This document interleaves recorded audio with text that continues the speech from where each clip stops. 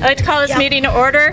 The Board of Education, Kaneland School District 302, in regular session on Monday, June 22nd, 2022, and it's 7 p.m. We would like to inform all board meeting attendees that this meeting is being live streamed and archived for access at any time by our community members on the internet within 24 to 48 hours of the meeting's conclusion. If you'd rise, we're going to do Pledge of Allegiance. Pledge allegiance to the flag of the United States of America and to the republic for which it stands, one nation, under God, indivisible, with liberty and justice for all.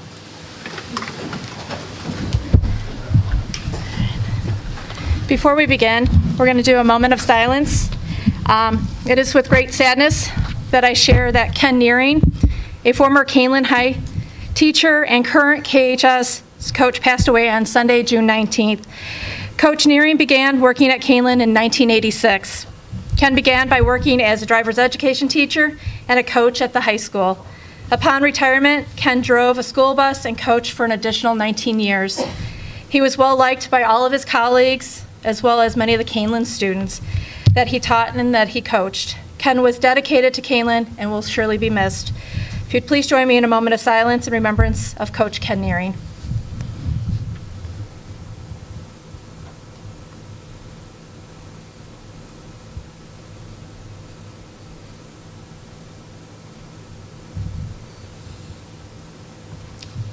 Thank you.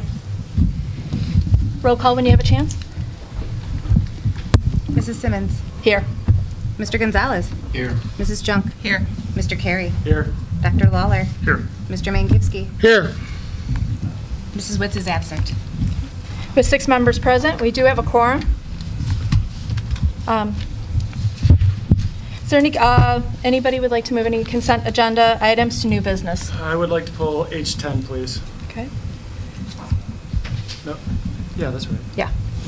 So H10 will be moved from consent to new business agenda, and it'll be item J3. We'll just move all the other items down. Yeah, we're going to move everything else down. Sorry. Anything else? Okay. I would also like to amend H4, approval of personnel specific to certified staff for Lori Shroka to correct the error in effective date to the end of 2025-2026 school year. I'll entertain a motion that the agenda be approved as amended. So moved. Second. Roll call when you have a chance. Mr. Gonzalez. Aye. Mrs. Junk. Aye. Mr. Carey. Aye. Dr. Lawler. Aye. Mr. Mankivsky. Aye. Mrs. Simmons. Aye. All right. With that, we'll move on to board and superintendent salutes. Yes, thank you. Our June board meeting is always exciting. We get to take some time to recognize our students from Harder and the high school that participate in athletics and activities. So with that, we'll start with Harder first. So I'll turn it over to Harder Athletic Director, Patty Patterman. Thanks for joining us tonight. Thank you very much. So yes, we would like to recognize our athletes from Harder that participated in bowling and track tonight. We did have 2 6th grade students that qualified for the IESA state bowling meet. So we offer congratulations to Alexis Jones and Gianna Madonna. So qualifying as a 6th grader.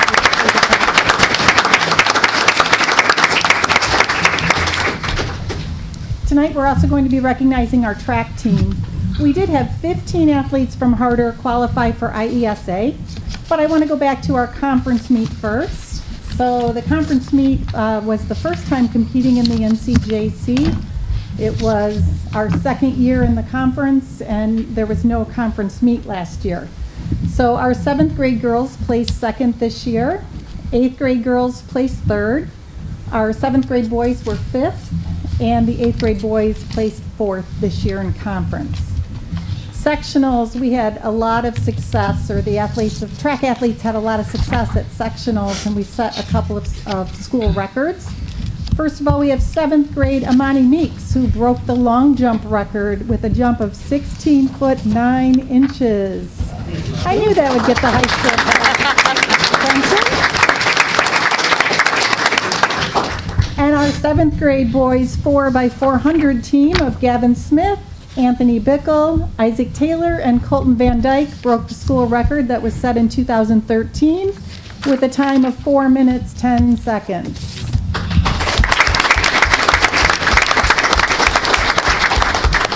And then coming out of the sectional meet, we had 15 athletes qualify to participate at the IESA state meet. And the qualifiers were Grayson Cole, Ayla Kowalski, Kenzie Congerin, Miley Crosby, Autumn Kroger, Ellie Peck, Amani Meeks, Kyla Schultz, Anthony Bickle, Ben Carl, Gavin Smith, Colton Van Dyke, Chase White, Isaac Taylor, and Matt Cray. So we want to recognize those athletes for their accomplishment as well. If you're in the audience, which I know some of you are, please stand while we give you a round of applause.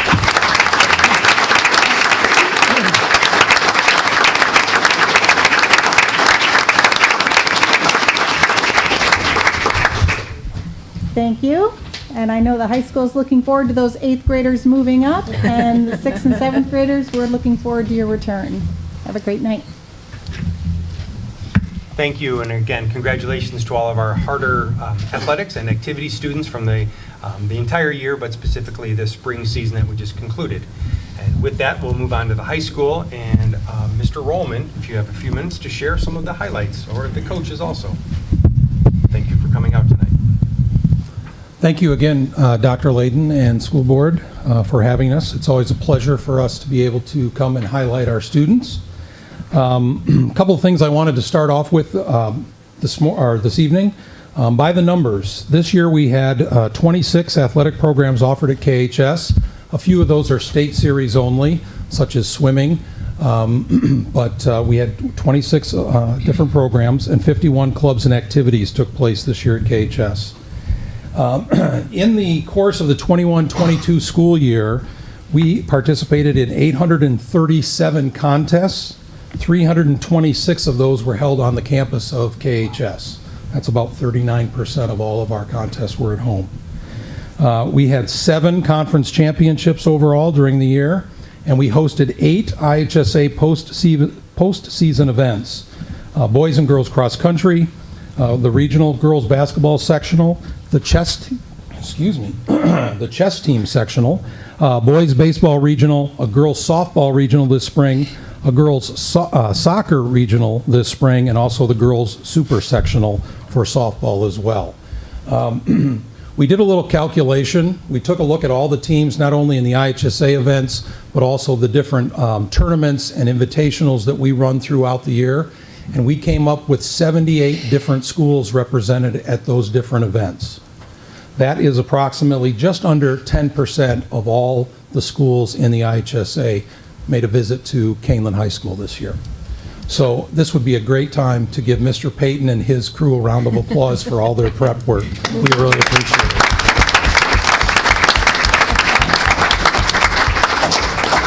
I'd also like to thank a few individuals, our athletic team, Stephanie Douglas, John Pavlak, and Javier Martinez, as well as our new athletic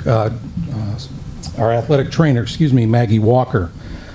We also partnered this last year for 3 years with Northwestern Medicine, and our team of Kevin Pennington, Dr. Babka, and Dr. Smith have really taken things up a notch for our student athletes, and it's been really fantastic for them. We continue a great partnership and want to thank Brian Hurley and the VIP team, Michelle Conklin, who has created the majority of our senior banners for our athletes. There are so many countless event workers and ticket takers that take place when you have more than 40% or about 40% of all your home events or all your events at home. So we want to thank them. And of course, our Sports Booster Board and the members that make up our Sports Boosters. I would also like to recognize this evening some coaches. I wanted to start with Ken Nearing, and of course, as we mentioned and recognized Ken, he was also an IBCA and Illinois Basketball Coach Hall of Fame member. We're losing Mr. Mark Meyer this year, 17 years as our golf coach. He also sponsored several clubs and activities during his time. We want to recognize Rebecca Anderson, longtime assistant band director, who is stepping down to do other things. Coach Eric Barron, 24 years as a coach at Kaneland High School, has moved on to coach cross-country men's and women's at Waubonsee Community College this coming fall.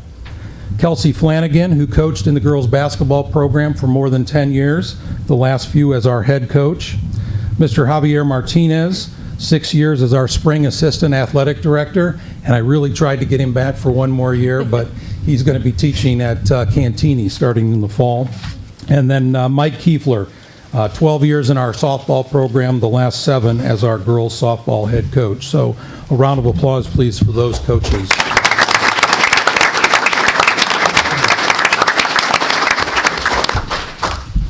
Coach Kiefler had something come up at the last minute, so he asked me to read a few things to you about the Kaneland softball team.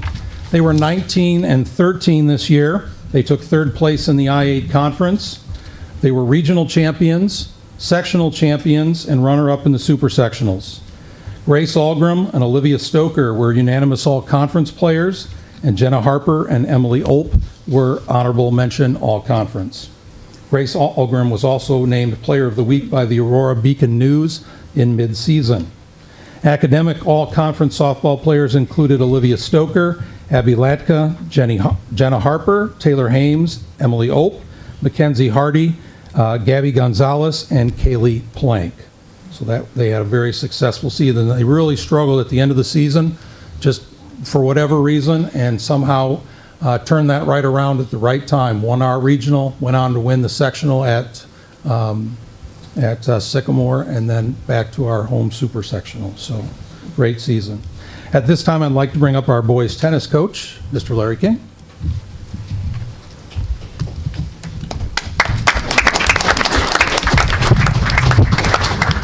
Good evening. Thanks for having me. So just to highlight, this is the 2nd year of the Kaneland Boys Tennis Program. So some of the exciting things is we had 13 returning players, and we highlighted with 12 seniors. So a very experienced group, and it grew in size. We grew all the way up to 24 players from 15 last year. So a lot of interest and a lot of excitement around this team. They fought hard every time they got on the court, and the competition and grew over the experience of 1 year. So it's very exciting to watch these guys. Some of the highlights this year, the varsity boys took a 2-hour trip the Saturday before Easter down to Pekin, Illinois, where they competed and finished 2nd overall in an 8-team tournament, highlighted by Aiden Mumm, finishing 2nd overall at #1 singles. So a great tournament for him.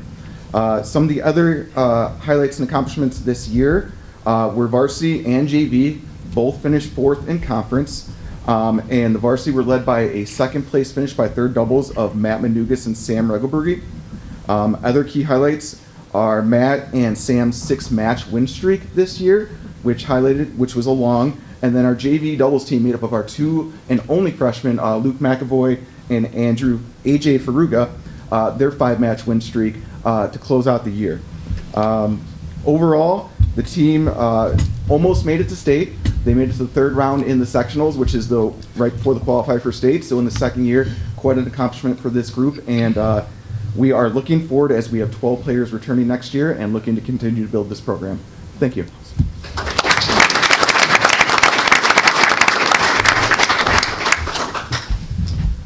Scott Perillo, our girls and boys soccer coach. Thank you for having us, and congratulations to all our spring sports and our athletes. The soccer recap, we had a record of 15 wins, 5 losses, and 1 tie. Some of the big things that happened, we tied Dunlap High School, who made it to the Elite 8. We lost to Bennett Academy when they scored with 1 minute and 44 seconds left in the game, and they finished 2nd in state. We lost to Joliet Catholic in the regional championship game, and that was the first time the girls have ever hosted regionals at Kaneland, so that was huge for us to be able to have that. Unfortunately, it didn't work out our way. In conference, we were 6-1. It's hard to believe that this happened to us. We took 2nd place because we lost the conference championship in penalty kicks. How dominant were we? We outscored our opponents in conference 43-2 this year, and in the last 2 years, 96-3. We had 6 all-conference players, including co-player of the year in Emily Kunzer. Our all-conference players were Emily Kunzer, Bridget Gannon, Katie Kurz, Audrey Salomon, Maddie Nitchie, and Maddie Schrader. We had the Daily Chronicle Player of the Year in Bridget Gannon. We had state recognition of 2 players, Emily Kunzer and Maddie Nitchie. And what makes this even more incredible, how we did this well this year, is that we had 10 varsity players that were either freshmen or sophomores. So we graduate 4 players and we're bringing back 16. So future's looking bright. Thank you.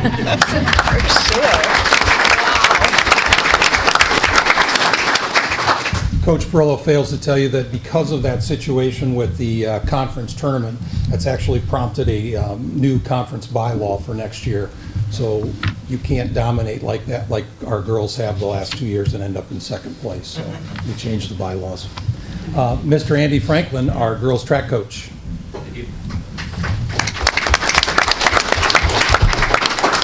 All right, first off, I want to say thank you to our assistant coaches on our program. We have Mr. Eric Barron, who we're going to miss greatly. I'm really happy for him for his new position.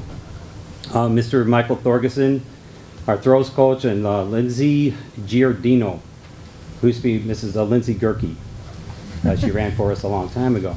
She's our sprint and hurdles coach. So I want to say thank you to them because our team wouldn't be where it's at without them. We had an incredibly successful program this year. We did some really heavy recruiting. We went from about 40, 41 athletes to about 60, 61 athletes in a year. So we improved greatly there. We have a very young program, which is really good for us, and I'm excited about the 8th graders after hearing what I heard. So, wow, we're going to be very successful again because of that. Crazy year, you know, first full year after COVID. The weather was up and down, hot and cold, cold and hot, whichever, it's hard to tell. We were outside, obviously, for most of the season. The girls actually did really well with the conditions. Didn't really affect them. This is a very tough group. They were not fazed by anything like that. They had attitude. They were very competitive, and they had this never say die attitude. So that paid off when you hear in a second. We first of all won the Holmes meet, which is our home meet. So we ended up getting first in that. After that, we went to the Ottawa Fricky meet, and we ended up getting first place in that invitational. Kane County, which is 18 teams, against some of the biggest teams in this county, including the big schools with 5,000 kids at them. We ended up getting third in the county with a very strong performance. In our conference competitions, we won every competition against our conference. We're undefeated in every competition there, and we ended up being conference champs. We had 23 different all-conference competitors. So within the meet itself, we had 23 all-conference races. That's a lot of athletes that were all-conference, and that was top 5 or better. So it was an amazing performance there in the conference meet. In the sectionals, we ended up losing a few kids because of sickness, and some people went on vacation, unfortunately. It just happened that way. It wasn't their fault or anything. We would have probably gotten first in sectionals, but we got third, which is still an amazing feat because we were missing a lot of athletes that day. Very happy with that performance, which led to 6 athletes making it downstate. So ladies, go ahead and stand up that you're here. We got 4 of them here today. Okay, we have Madeline Malm.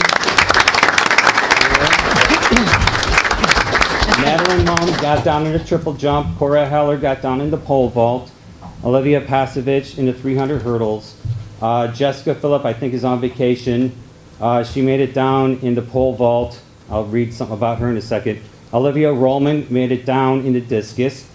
Olivia Rollman was sectional champion, so let's give her a hand for that.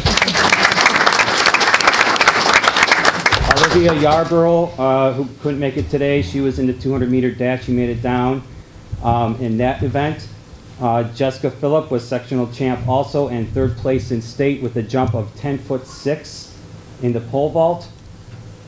She was actually over the bar, and she came down on it on the way down, and it came off. But if she would have made that jump, she would have been the #1 in state in the pole vault.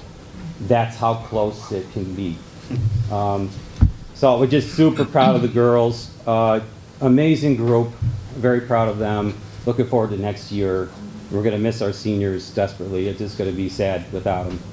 I hope they come back and visit. So, thank you very much.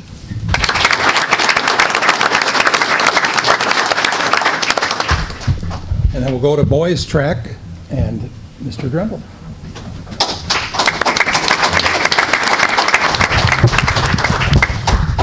Thank you for having us tonight. Andy Drendel, this is my 6th year as the head boys track coach. This year we started off with 84 student athletes, so we're back to close to pre-COVID numbers. This season was with 84 kids coming out and understanding that the senior group was the only group of athletes that actually competed all the way from our preseason workouts in November till Memorial Day weekend. We needed to have a really strong senior group. We had an excellent senior leadership that led these guys from start to finish. Why don't you guys just come on up here with me, because we do better when we're together, you know that. Yeah. Chris, you too. So a couple of season highlights. I should have warned you probably to start the 3-minute clock on me because I can talk for a while. So what these guys did this year is start off with the Peterson Prep, our 18-team invitational. We took second. Then we rolled right into the Crystal Lake Invitational where we were Crystal Lake champions. We're not going to talk about the trophy. It's a good story. And then we went into Kane County, took second. And then we rolled right into conference, which was a big meet for us. We were 4-time defending conference champions, and we left Sycamore as the 5-time defending conference champions. So these guys have never lost a conference meet in the entire year of high school, which is pretty cool. I never realized that until I was thinking.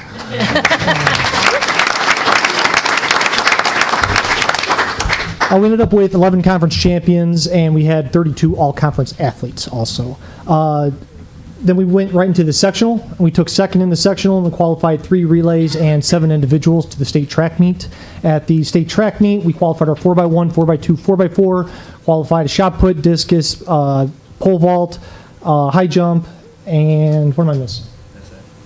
Oh, that's right, 4 individuals, yes. Then we got the 4x4 and Elijah Flipson in the shot put to finals, where Elijah Flipson took 8th place and is an all-state athlete. And then our 4x400 team ran the best race and the last race of the season, which is there's nothing better than that. Ended up running 3:24.33. Anchored with Chris Ruhai was on that team, ran the second leg and ran 51.6. And Sam Gagney anchored it in a 49.9. So yeah, ended up taking 3rd in the state of Illinois in the 4x400 meet. A couple other things is that these gentlemen, we got Nathan Rebass. Did you decide where you're going to school yet? He's probably going to do a bouncy thing. He was getting recruited by Western Illinois. This is his first year out for track. He actually outscored 5 of the conference schools by himself. And he's only first year out for track. And then we have Corey Phillips, who's going to be competing in football and track at North Central College, qualified for state in the 4x200. Sam Gagney is competing in football and track at St. Ambrose and qualified for state in the 4x1, 4x2, and 4x4. And Chris Ruhai is a junior. He's going to be returning, thank God. And we're going to count on him a lot next year. Qualified for state in the 4x1, 4x2, and 4x4. Then we have Lucas Bass, who qualified in the 4x200. Lucas Bass is actually going to Purdue Northwest, whose head coach is Tommy Whitaker, who's a Kaneland graduate from 2011, which is pretty cool. Got everybody right. And then, last thing is that I just found out today, too, that we had the number 2 ranked team in the state for relays. So there's a publication that takes all the relays in Illinois, rank them all together. We ended up coming out as the 2nd strongest team in Illinois for that. And that's big, pretty impressive for these guys. All right. Good job, kids. Good? All right, thank you. Thank you.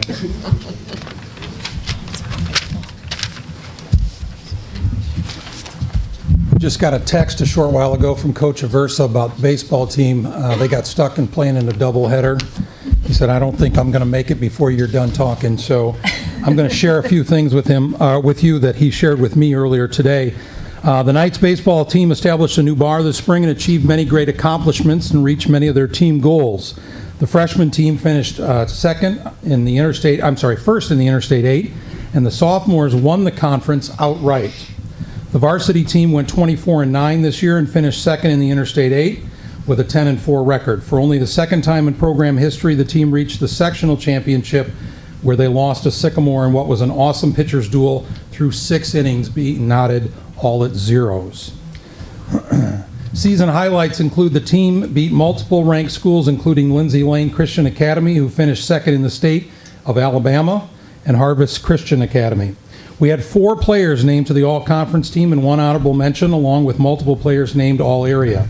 Numerous players were named to the Interstate 8 academic all-conference team as well. The team set a new stolen base record with 168 stolen bases. The team accomplished another 20-win season and won a regional championship on their home field this year, beating 2 private schools in the process. I know we're hosting a lot of IHSA events the last 6 or 7 years. The number, and Scott, Mr. Perillo can tell you this, the number of private schools that we're seeing, who I may or may not recruit, that we're seeing and having to compete against is growing, I think. So I think it's a great accomplishment for our kids to come up on top. 4 of our 6 graduates are moving on to play baseball at the next level next year. And in individual recognitions, Dylan Conklin, who's a senior, is selected to the Interstate 8 First Team All-Conference. Logan Kottmeyer, also a senior. I'll send all this to you, Julie. Selected to the Interstate 8 All-Conference, Interstate 8 Academic All-Conference, and Daily Chronicle All-Area Honorable Mention team. Johnny Spalazzo, who is a junior, was selected to the Interstate 8 All-Conference team and the Daily Chronicle All-Area Honorable Mention. Junior Luke Wittick, selected to the Interstate 8 All-Conference Honorable Mention team.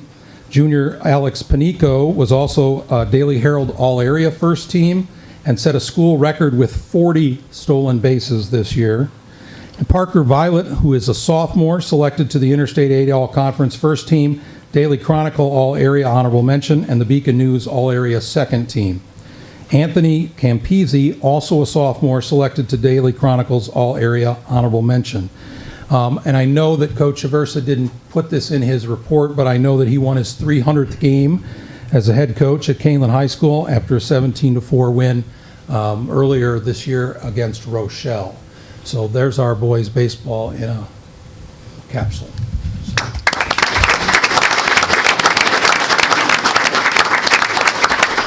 Again, I want to thank Dr. Layden, our cabinet, and the school board for allowing me to be the athletic director.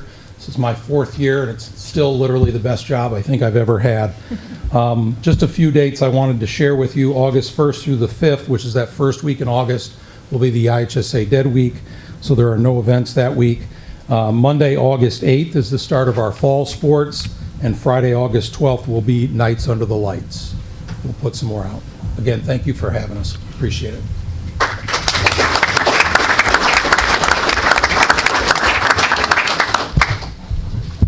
I'd like to just take a second to thank all of our coaches. The amount of dedication and time and bus rides and late nights and conversations with students and families is super impressive. Time out on me. I'll let David come back. As you're saying that, Dr. Layden, I forgot to thank our transportation department. In the spring alone, we had more than 100 events rescheduled. And so for us to be able to reschedule those and find transportation and find drivers was a feat that I would not want to be in charge of. So thank you, Karen Smith and Davis Hespy, for that as well.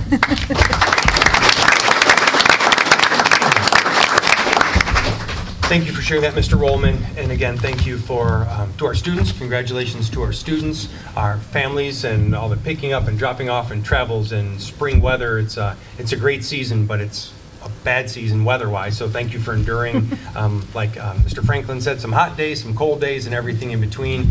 And thank you to our coaches also for their dedication, our parents, and our students. So thank you very much, and thank you for coming out. Thank you.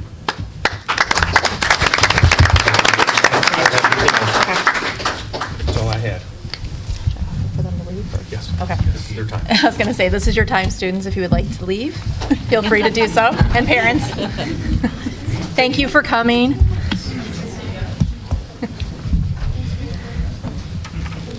It's always fun to see them. Yeah.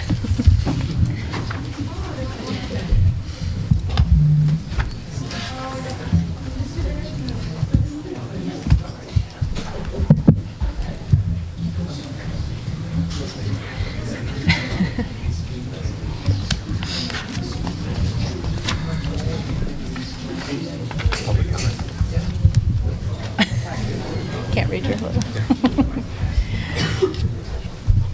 right, we're going to move on to consent agenda. I will entertain a motion to approve the consent agenda items, including action items, approval of accounts payable and payroll June 2022, approval of treasurer's report May 2022, approval of minutes of the May 23rd, 2022 regular meeting, approval of personnel, approval of destruction of audio recordings from closed session meetings from December 2020, approval of memorandum of agreement for the executive director of the Kaneland Arts Initiative, approval of policies from press, the second reading, approval of bid for cafeteria food and food supplies, approval of rejection of bid for electric combi oven, approval of intergovernmental agreement with the Village of Elburn, informational items, Freedom of Information Act report, homeroom update for grades 6 through 12 for 2022-2023, plan for student representation for the Board of Education for 2022-2023, and field trip notification. Roll call, please. Mr. Carey? Aye. Dr. Lawler? Aye. Mr. Mankowski? Aye. Mrs. Simmons? Aye. Mr. Gonzalez? Aye. Mrs. Junk? Aye. Did we make a motion? I started that before I read it. Okay.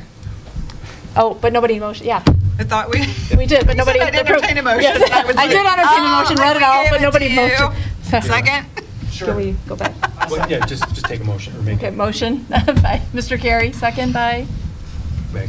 Meg. Good. All Yep. right. With 6, motion is carried. Thank you, Meg. Yep. Okay. All right, we're going to move on to public comments. The board values public input to inform our decision-making and to provide information and insight into what is happening throughout the district. Board meetings are held to conduct the business of the Board of Education and are required by law to take place in public. However, they are not public forums. We use the public comment section as an opportunity to listen to our stakeholders. For that reason, the board does not entertain into debate or respond to questions spontaneously or without proper investigation and deliberation. In most cases, concerns or questions requiring follow-up will be referred to the superintendent. If you choose to speak publicly, we ask that you do at the microphone, state your name and the village of residence or your association with us for the record, and limit your comments to 3 minutes or less so that all who wish to speak may have the opportunity to do so. Public comment is a maximum of 30 minutes with 20 minutes total length for time on any one subject. You are encouraged to seek a private appointment to discuss matters concerning individual students or staff members. While public education can be an emotional issue, and understandably so, the board strives to maintain a certain level of decorum at the meeting. Those who speak are expected to maintain a tone of courtesy and civility. All right, first person we have is Mr. Mark Heller.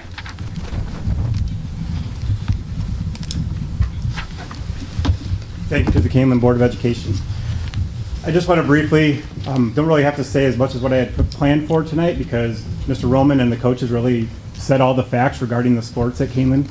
But one thing I want to bring to the board's attention for your consideration is the track and field facility at Kaneland High School. I've had the opportunity over the years to visit all of the Interstate 8 conference facilities, and Kaneland's is second to none in the Interstate 8. You heard Mr. Roman talk about all of the schools that they hosted this year, all of the IHSA events that they hosted this year, all of the conference events that they hosted. It's my opinion that Kaneland High School would not be able to host a conference or an IHSA track meet, a sectional meet, because of the state of the track and the facilities. It was brought to my attention this year when I asked about it that I apologize if I had the year wrong, but that it's been 28 years since the track facility was redone.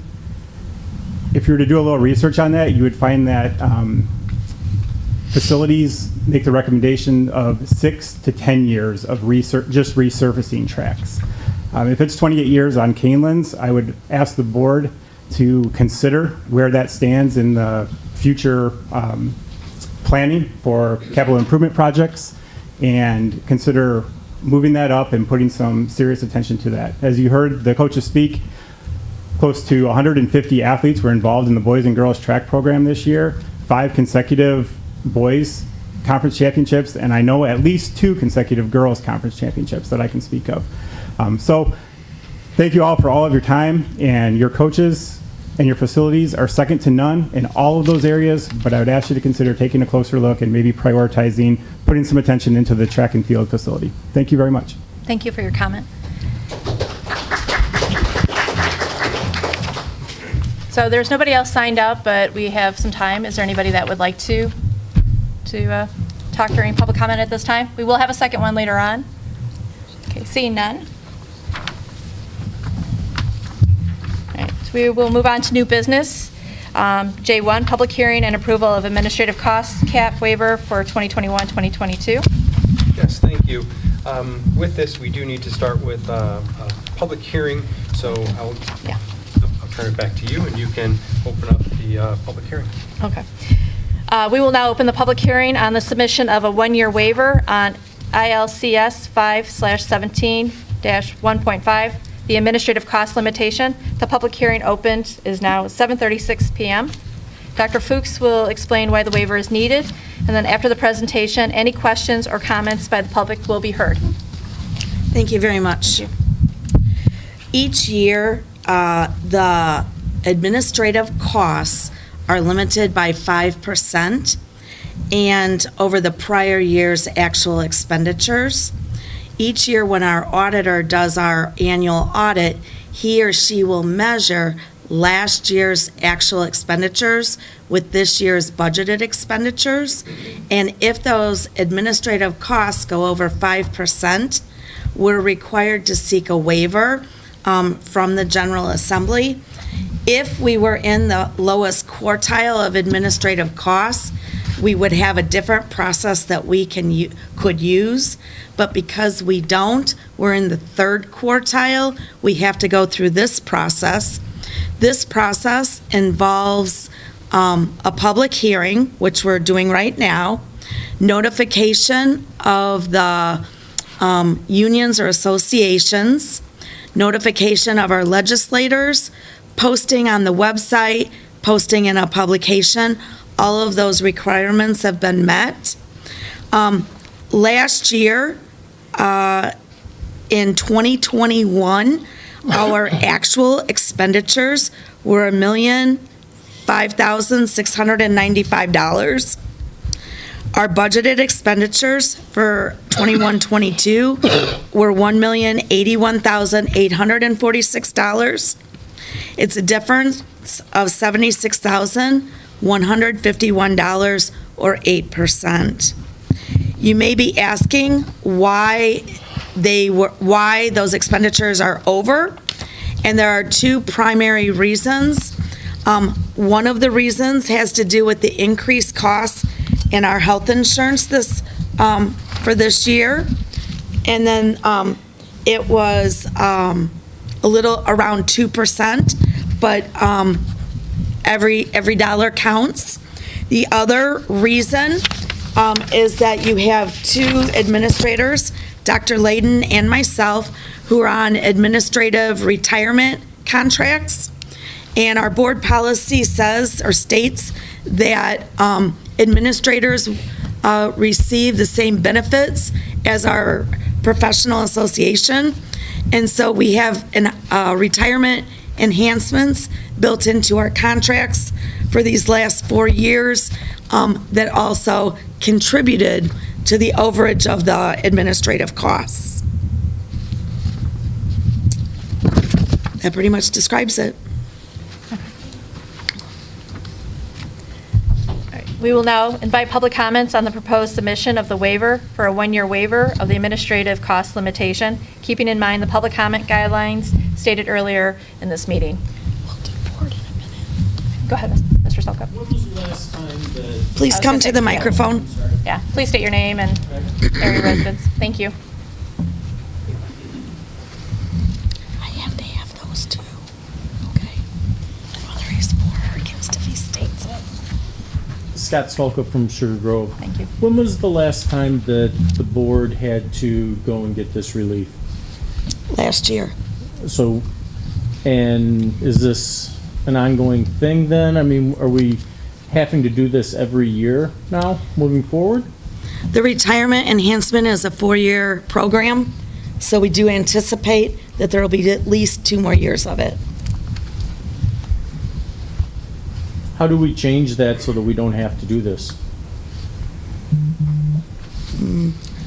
It's in school code. It would require legislative action. Well, how do we change our expenditures so we don't have to request this? We'll have to look at that because you would have to decrease something else, and everything that is in there is needed. What happens if the General Assembly votes no? Because you have Our to na- go for their approval. Yep, our district name or our district would go on a list and get posted on the ISB website. So there's no ramifications from that? No. Okay. That should be revisited. Thank you for your comment. Is there anybody else that would like to speak? With no more comments forthcoming, the public hearing closes at 7:41 PM. I now open board discussion for any comments. I had a quick question. You mentioned that the increase in cost of health insurance, you said 2%. Is that 2% of the 3% overage? You know what, it was for the prior year. Okay. So it was from 2021 going into 21-22. It's not 21-22 going into 22-23. So back up a year. Because we have people that are retiring and we're offering certain packages that we offer the KEA, we're over the limit. That is correct. Mhm. So instead of teachers retiring, it's administrators because it's a different grouping. We have different reporting requirements. That is correct. Thank you. Anybody else? Okay. I'll entertain a motion that the Board of Education approves the resolution and direct administration to submit a waiver to the Illinois State Board of Education to request a waiver from the Illinois General Assembly for a one-year waiver on ILCS 5/17-1.5, the administrative cost limitation. So moved. Second. Thank you. Roll call, please. Dr. Lawler. Aye. Mr. Benkowski. Aye. Mrs. Simmons. Aye. Mr. Gonzalez. Aye. Mrs. Junk. Aye. Mr. Carey. Aye. Motion carried with 6. We are now going to move on to J2, discussion and approval of the use of bond and interest fund balance.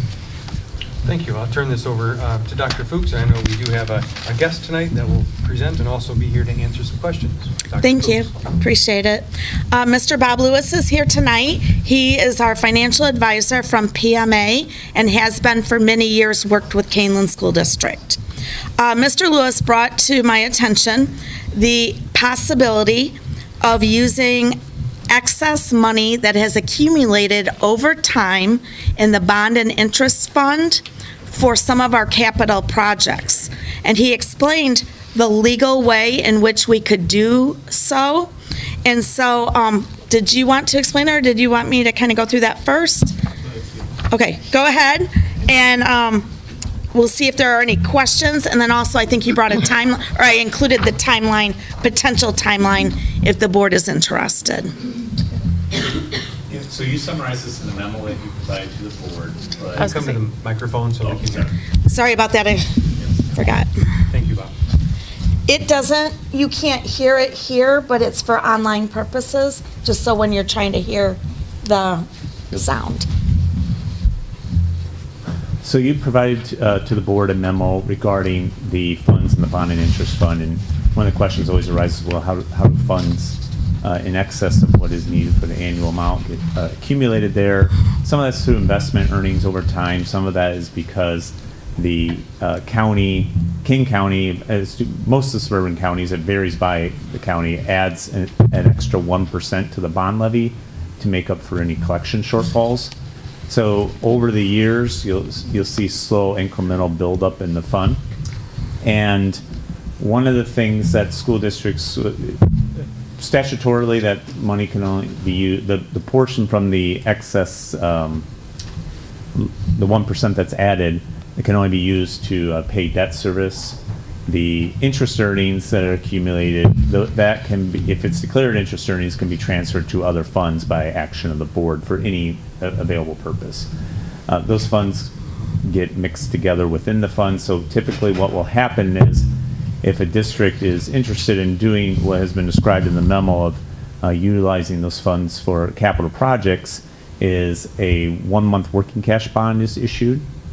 So the amount that's in that fund is 1.3 million, and you can't look at the fund balance at the fiscal year end because that picture is muddy because you've got half your tax collections in there. So you have to go back to, okay, when's the last payment made off the prior year's levy cycle? That's February 1st from your bond payment cycle. So whatever's in that fund after February 1st, from a cash flow perspective, would have accumulated. So looking at what that's been the last 2 years, last year's 1.1 million, this year's it's 1.3 million. So the process again is to use that for capital projects. You issue a 1-month working cash bond. The proceeds of that working cash bond are deposited into the working cash fund and then abated to the capital projects fund for capital projects. And then 1 month later, you retire the 1-month bond with that $1.3 million. And it's a process to raise funds for capital projects relatively cost effectively because the interest on a 1-month bond is very negligible. The costs to issue the 1-month bond are very small as well. I imagine the two together probably less than $20,000 on that $1.3 million.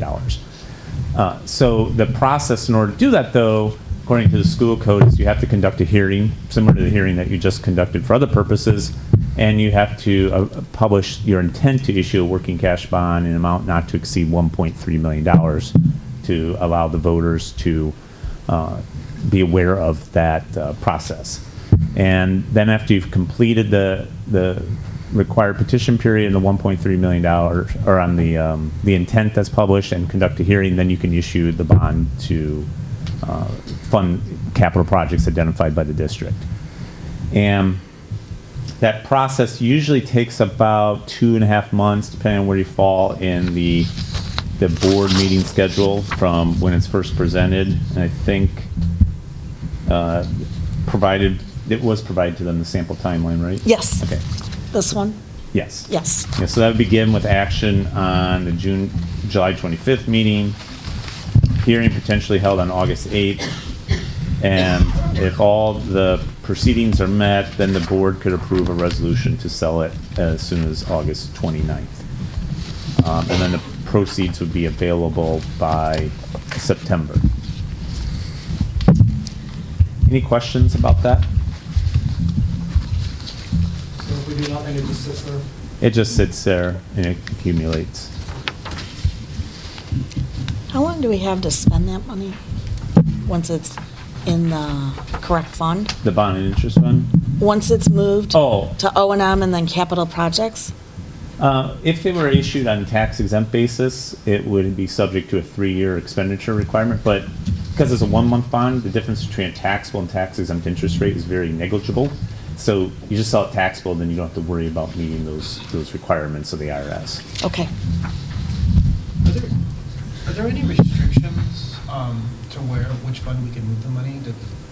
Are we limited to just capital projects and or other, or is it pretty much open? If it was sold tax exempt, it'd be limited to capital projects. But by selling it taxable, you could use it for any legally available purpose. But most of my clients that we work with these transactions, they look at it as a way to finance capital projects rather cost effectively. I did 3 of these transactions last year for similar amounts to what yours is.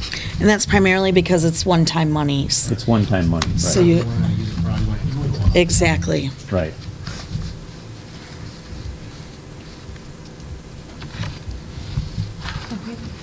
Anybody else have questions? All right, there is a recommendation, so I'll entertain a motion that the Board of Education directs the administration to prepare for a working cash bond sale utilizing PMA as the financial advisor. So moved. Second. Thank you. Roll call, please. Mr. Mankowski. Aye. Mrs. Simmons. Aye. Mr. Gonzalez. Aye. Mrs. Junk. Aye. Mr. Carey. Aye. Dr. Lawler. Aye. 6 aye, motion's carried. We'll move on to J3, approval of summer 2023 capital projects. Yes, thank you. This is the item that we moved from consent agenda. So just ask Mr. Carey questions, and then we can answer any that we have. Thank you. pulled this for two reasons. One, I thought we should approve the bond interest money usage before we approve spending it. The other reason, I didn't feel like we reached consensus on what to do with the water tower in our last meeting. And maybe that's just me, but I don't think I'm in favor of signing a long-term maintenance agreement for the water tower. We haven't had one for 20-something years. And I understand that it needs work. I'm not opposed to spending money to work in the tower. I'm not a fan of long-term maintenance agreements. Why? We haven't spent any money on the tower in the last 20 years. Why are we going to agree to spend, what, $2 million on it now? $2 million. We need, what, $300,000? Am I wrong? Correct me if I'm wrong. Yeah, 2 million is, Yeah. The total, you're right. What was the total on the water tower portion? It was 130,000 per year for 3 years and 35,000 afterward. So it's 400,000? 390. Dr. Foos, how long is that agreement for? it's as long as we want it to be. So at any time, we could stop the agreement. The problem is you're starting to accumulate funds towards the next painting of the water tower. So if you stop it, you kind of lose some of that. Say that again for me? So the way this program would work is it's a maintenance agreement that accomplishes a couple of things. It starts to, it accomplishes painting the water tower now, ongoing engineering and inspection services, annual and semi-annual, and then it starts prepaying the next water tower painting.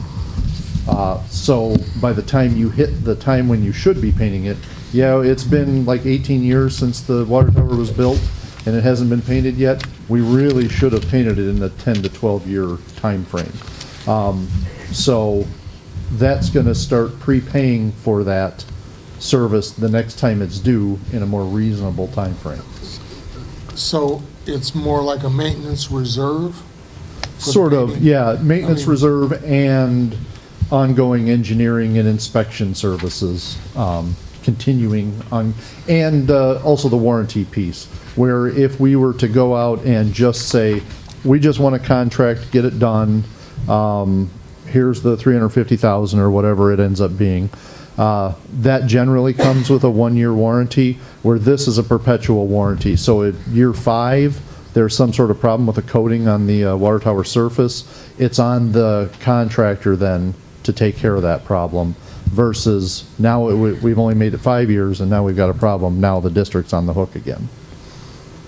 And the warranty only covers that work which has been done? Correct. Yeah. Okay, it's not a umbrella warranty, it's just, okay. Yeah. Got it. Generally, it's the coating of the water tower. The epoxy resins and, Yep. yeah. What would it cost us roughly to just to paint it? Roughly 350,000. I mean, you'd go through a bidding process and whatnot, but yeah. So it's 300 to paint it now, or 350? 350. Okay, And that's just an estimate, yeah. Yeah. So there's a 50,000 difference between this maintenance agreement over previously and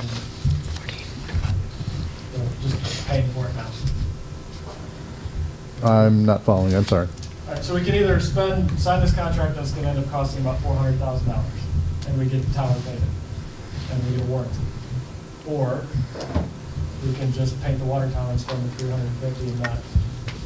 Well, let me just double check my numbers here. I don't want to. If I'm wrong, I'm fine with that. Yeah, I don't see it in this board report, but I was thinking, what was it, 120? We've got 130 for 3 years Okay. and then 35,000. Yes, then, so. Per year yeah, after. 390,000. Yeah. Over 3 years, but you're also paying for that engineering up front. You're paying for those annual inspections. What are we doing now for engineering and annual inspections?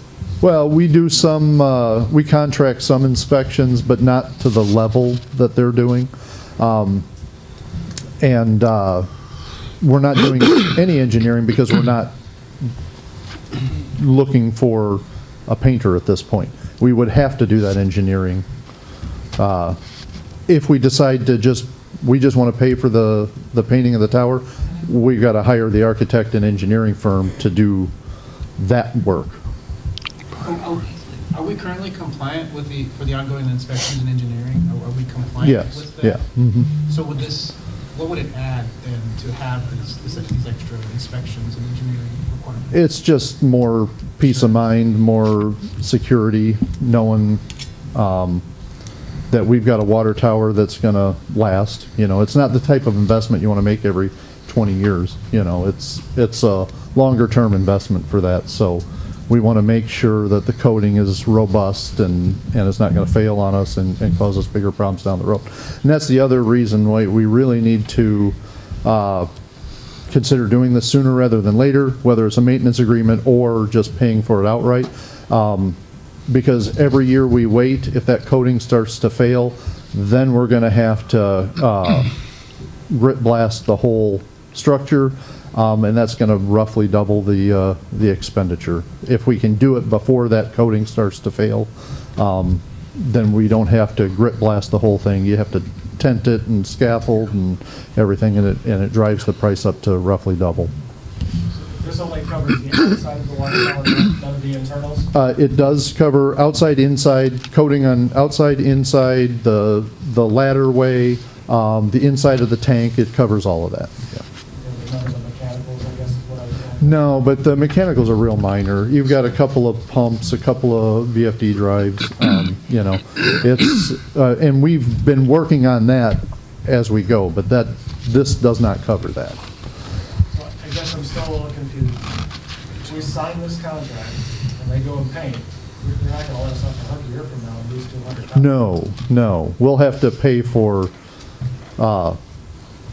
at least what we've used of the contract, but then after that, going forward, we don't have to continue to prepay if we don't want to for the remainder of the contract. And it's not a 10-year contract. It's a contract to get the water tower painted, to do the ongoing inspections and maintenance and warranty and that. But once we've paid off this painting, we don't have to continue to prepay for future painting. And I think you convinced me that we can let them finance the cost of this for the first 3 years, because we're only getting charged $100 and something a year. Right. But I'm not in favor of a long-term contract where we're prepaying someone else for something that may happen in the future. Well, it's definitely going to have to happen, but yeah. I'd rather hold on to the money ourselves than to have somebody else in on it. Just with inflation right now, I'm sure they're not going to give us a good break on that.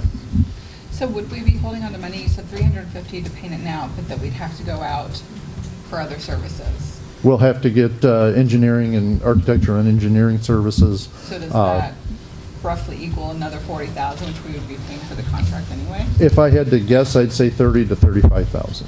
Yeah, because it's usually about 8%, 8 to 10. Well, 8% for your architect, and then Yeah. this is not, you're not painting a gym. You're painting something that's highly specialized, so you've got to get the right guys involved, the right personnel involved. Specialty. Yep. So the number we're looking at is about $390 would be obligated with the warranty package. Let's make sure that, is it 3 years we have to do? You're going to have to, yes, you're going to have But to. that fourth year, do we have to? Not necessarily. He said we could end it. Okay. So roughly $390 versus our second option is $350 with another 10%, 9 to 10%, give or take, Mhm. in additional fees. So it's going to be yeah, it's going to be So it's an even wash, really. Yeah. Close. But we get the advantage of the financing over the 3-year period. Yeah, yeah. And I would, in my mind, the biggest thing you lose is you lose the warranty, because they're going to warranty it for 1 year versus the perpetual warranty. So 4 years from now, we could be doing it again if something went wrong. You convinced me, other than the long-term part of it. Can we, Which we have the option on, right? Can we, we can readdress the long-term piece. then, couldn't we? Like, it would come, okay, so, all right, we're back to. Okay. That makes sense. If they're gonna finish the finances for us, we don't have. Thank you. Mhm. Oh, I did have one more question. That's it. There was a note in here about the track. And the things that what's going on there. Can you elaborate, please? Yep. I'll start and then you can finish. Instead of doing the whole tract, taking it out, putting in a new one, the new cost is just resurfacing the track. I'll let you take it from there. Yeah, and really that's driven mostly by the master plan. If we move forward with the master plan, do we want to invest that much money on a track that's not the right size, not the right location? Or do we want to just invest in a recoating for now, buy us 5 years, and then we'll see where the master plan is at that point? This is for planning purposes for the next budget cycle, correct? For summer of '23, Correct. which is the budget cycle we're talking about, and 2 more agenda items. Yep. Well, actually, I'm sorry, it's budget year '24. We're going to be talking about '23. So we're a year ahead now because of the bidding and supply chain and all of those other issues that we've experienced. When this would be next summer? Is that? We would bid before next summer. Correct, but the Probably, work to be done next summer. right. Yeah. I would think that the architect wants to go out in probably November, December? Or is he thinking before? October, November? Yeah. We want to get a bid, whatever we're going to do. Yeah. I didn't expect that answer. I thought this was something that was a couple of years away with the master facilities plan, and so we want to just resurface it. But when are we going to have a plan, the master plan? You'll have the- tentative yep. schedule out there and someone. Yep. You'll have that report tentatively first meeting in August. I believe that's August 8th, 9th? 9th. You'll have that report because I'm going to report on that in a little bit, what our timeline is, and it's coming up here in July where we'll start to get the community feedback. And then our engagement consultant is planning to present the results on April 9th so that the board can know what, pardon? August. Sorry, August 9th. April, I'm not sure where I got, but starts with an A. So we don't need to really do anything until September? Or, So are you talking about these? no, I'm talking about the tracks specifically, and I'm not sure how I feel about that whole thing. So we don't have to do anything tonight as far as the track goes. We can discuss that more in detail in the future. One second. My question would be, when do we need to start with the architect to design? Pretty soon. Yeah, like. If we're going to next have bid documents ready for October, Next month. next month would be when, that's why we're bringing it this early. Yeah. We could pull it, we could get it started and pull it if something changes, but to not get it started could jeopardize the project for next summer, given what we're experiencing right now. I see your concern. Yeah. I'm just not sure that I'm that worried about whether, I mean, bidding seasons have changed all the time, so, Well, and supplies. yeah. For example, we're going to talk to you in a minute about the Stewart parking lot. Actually, let me just do that real quick. Currently, there is a labor strike that's interfering with Stewart's progression. So we do have all the fence. We are fortunate that it is not torn up. So that is a very, very good thing. However, they are not sure if the strike is going to end by the end of the month. The longer it goes on, the less likely that that project will get done this summer. We're also scheduled for seal coating at Harder Middle School and a portion of Kaneland High School. Did you hear anything this afternoon? We are waiting to hear if those 2 projects will be able to get the materials that they need in order to finish them this summer. If not, all 3 of those projects will get pushed to next summer. So, How do we, not, Yep. what's the inner workings of that? How do we? yep. I believe that they have to honor our bid because it was outside of our control.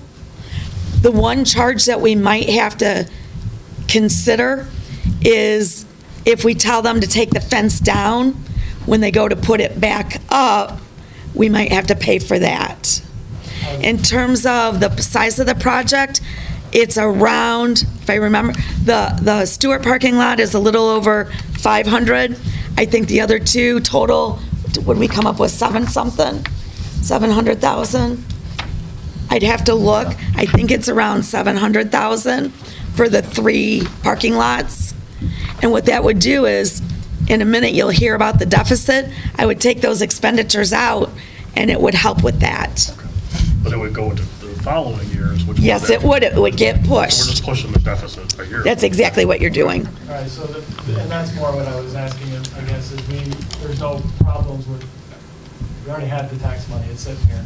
Right. Just choosing not to spend it, which is gonna make this year look better and next year look worse. Yes. Yeah. Yeah. But tonight, this agenda item is to allow us to move forward on the projects that are listed. Let me review them.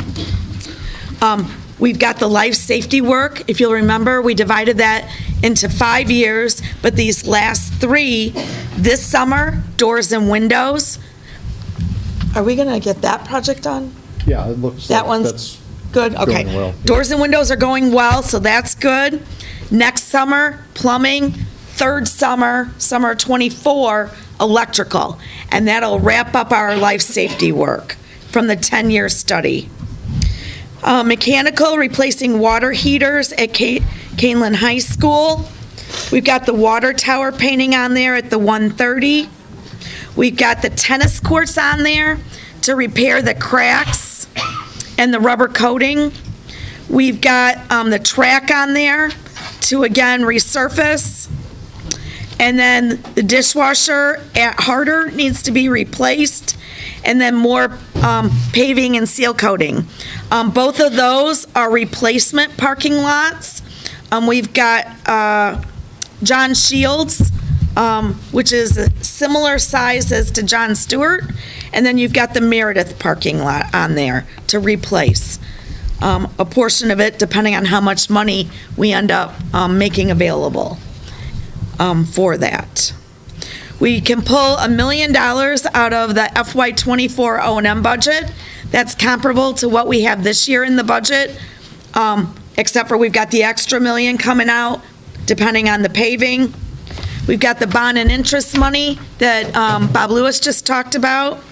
And then ESSER 3, we can pull out, we believe, around $800,000. The rest needs to be for more educational purposes.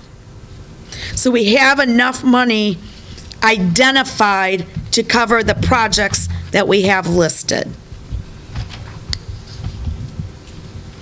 We are concerned about the HVAC at Meredith. It did just fail, but Mark was able to make a repair for a little over $20,000, A little less than. a little less than 20. And it wasn't the whole building, it was one section of the building that failed. A very important section, Mr. Raleigh. Yeah. So it's 200,000 in here now for the track, am I reading it correctly? That is correct. 200 instead of 6. If everything went just swimmingly, we won't break ground on projects for a master facilities plan for 2 to 3 years, right?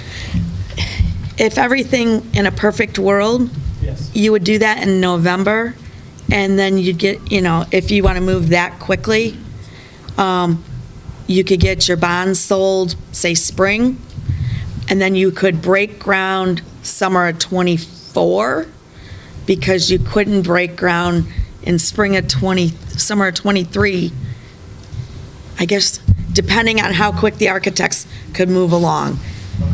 All Yeah. And you'd have like a stadium would probably be a 2-year project, so you'd still need to use that for 2 years. And where does that fall on the, the timeline? Is a stadium at the beginning, end? Where's it at? So.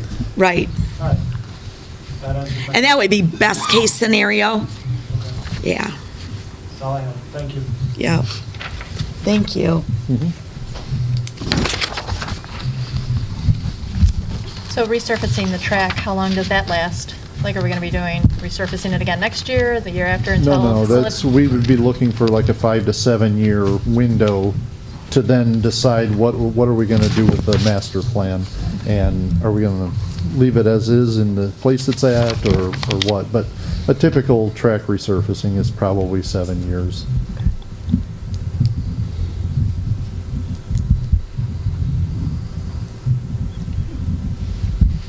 I'm good. I'll make. You want me to read it or make the motion? No, I got it. Oh, yeah. So I'll entertain a motion that the board directs administration to move forward with the planning, including seeking public bids as needed, and a maintenance agreement for the water tower for the capital projects identified above, and at an estimated cost of $2,689,000 for summer 2023.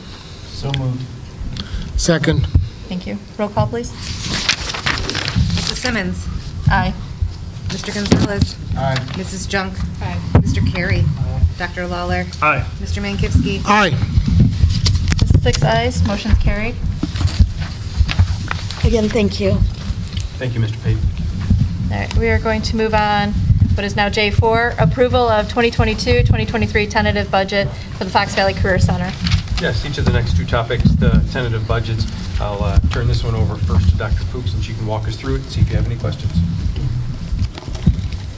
Each year, the Fox Valley Career Center's budget needs to be approved by the Kaneland Board of Education, primarily because we are their administrative agent. The Fox Valley Career Center does have other school districts with a board made up of superintendents who have also reviewed and approved this tentative budget. The revenues for Fox Valley Career Center primarily come from tuition. The expenditures are for typical school-type expenditures, salaries, benefits, purchase services, supplies and materials, and any capital needs that they have. Dr. Burchell, as director of the Career Center, prepares the budget. We help him by entering it into our system. When I say we, Kaneland Business Office, prepares the budget, pays the payroll, pays his bills, etc. So we are the administrative agent doing some of those tasks for the budget.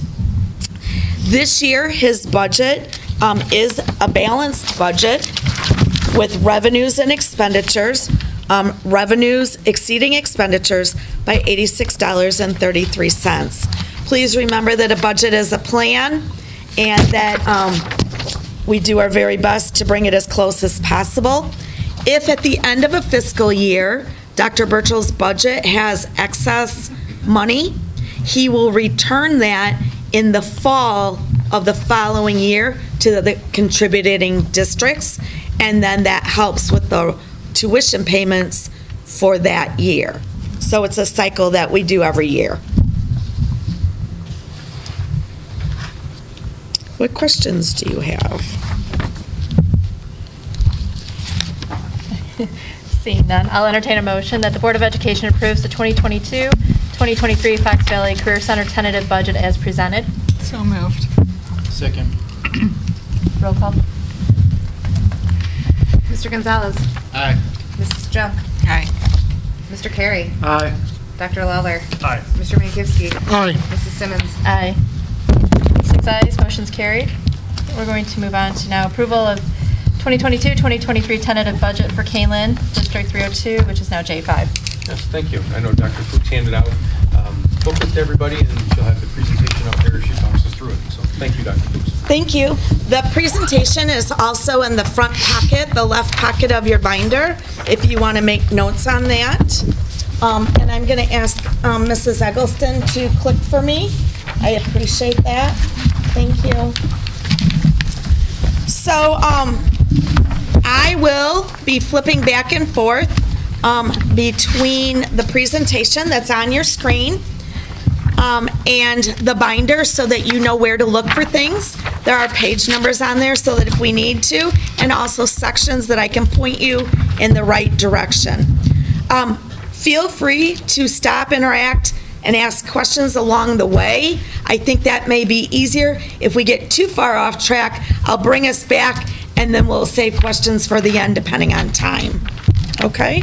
Go ahead. Tonight, then, I'm going to review the budget calendar. I'm going to go over this fiscal year that we just finished, and then I will talk about next fiscal year that starts Friday, July 1st. I have some summary pages, the revenue, the expenditure, and the operating funds. And again, there will be time for questions and answers.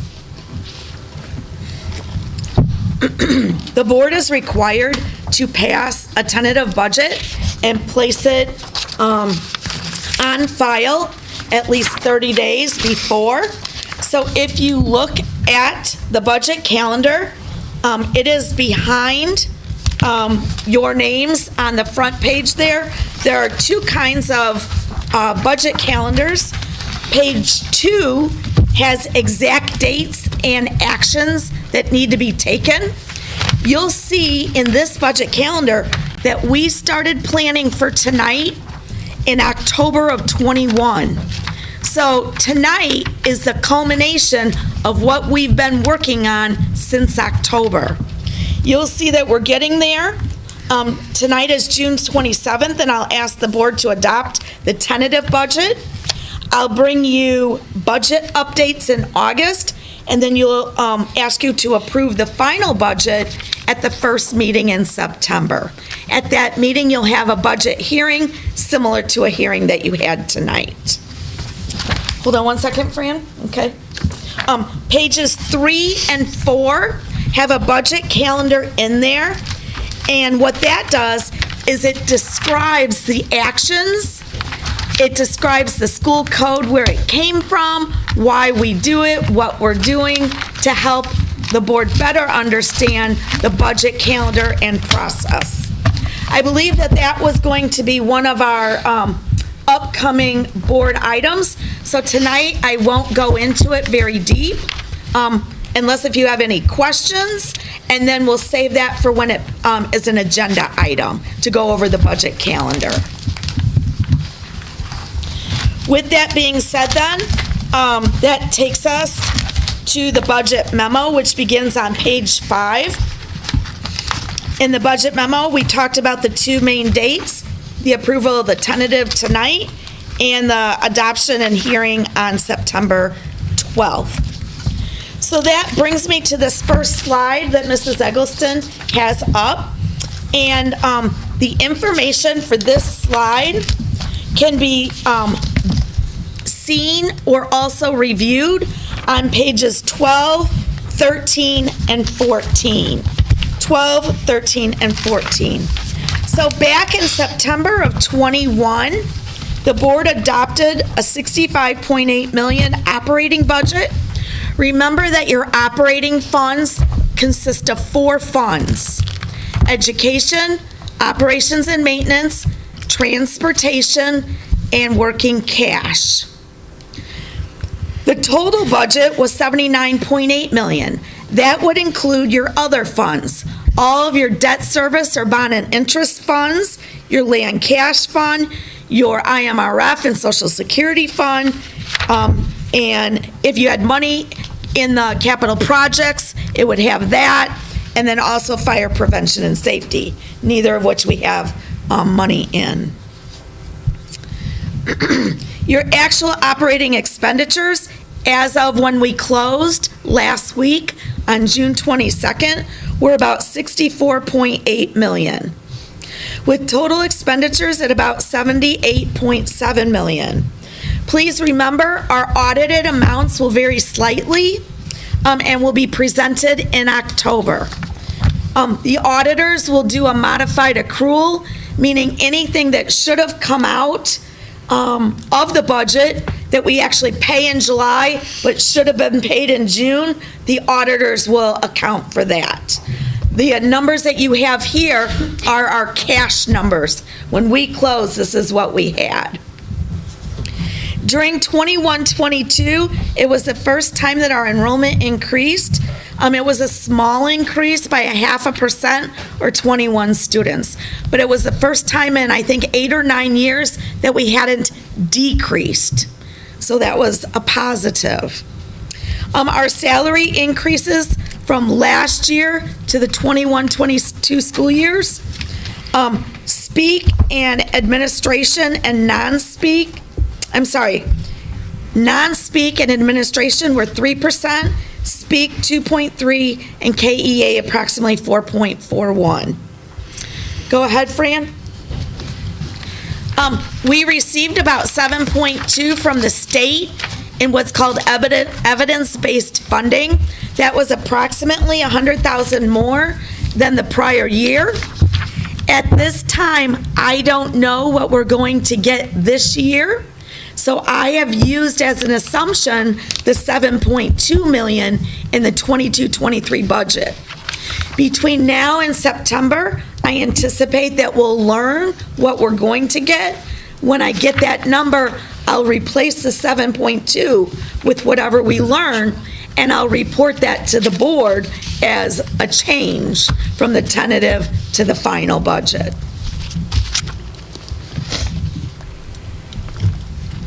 We are still waiting for one mandated categorical payment. The majority of that money will go into the transportation fund. Some of it will go into the education fund. This year, we have received 4 payments. One should have been received last year, and 3 were received this year for last year, which is appropriate. The one that's coming could come anywhere from now until August 31st. So when we get that, I can report that to the board. The auditors will accrue it if we get it within 60 days of June 30th.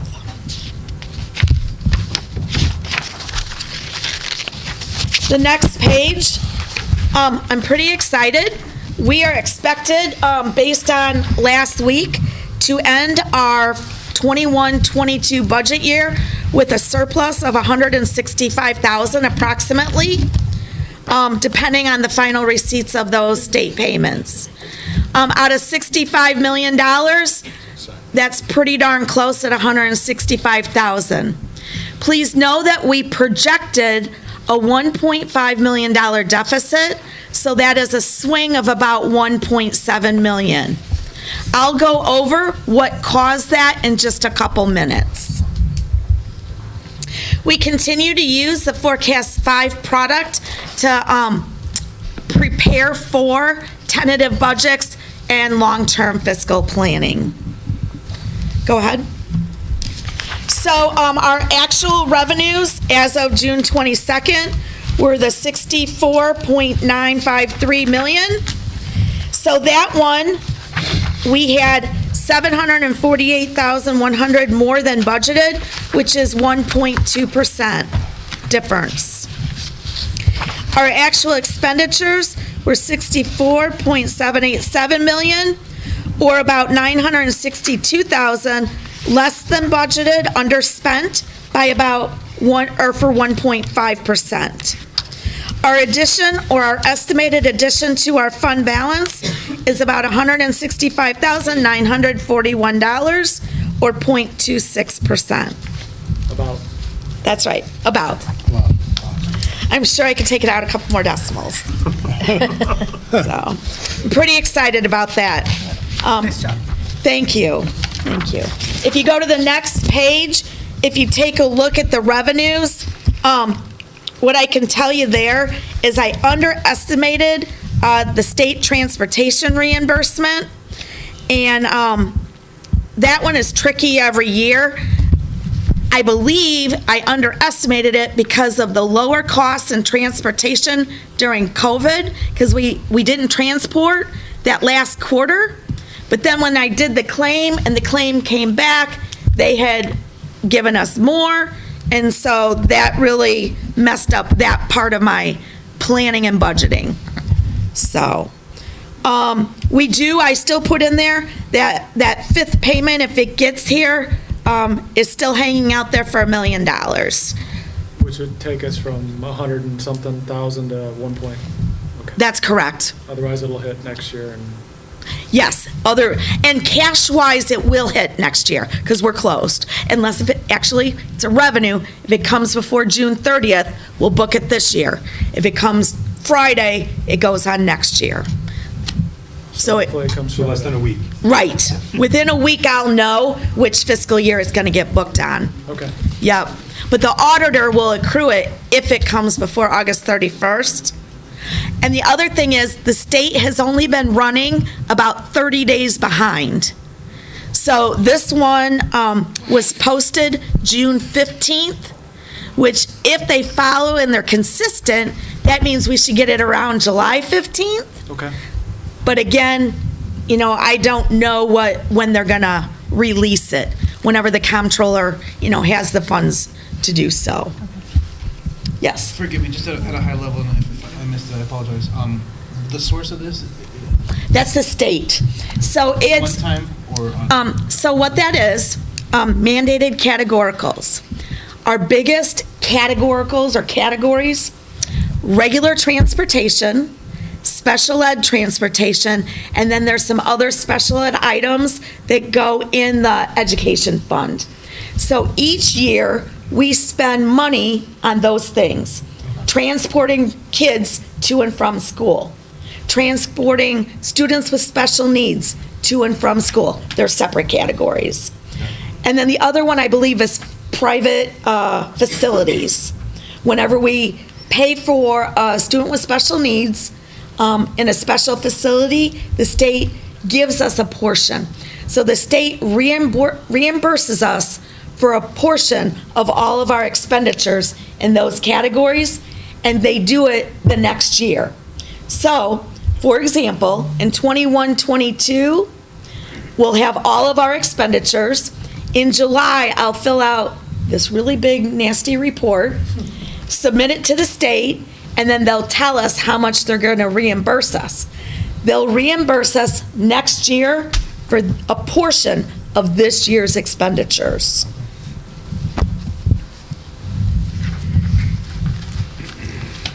All right, so that's the revenue side. On the expenditure side, we had just under $1 million expended that was less than budgeted. In the education fund, it was $558,000, or about 1%. In O&M, it was about $213,000, or 3.4% underspent.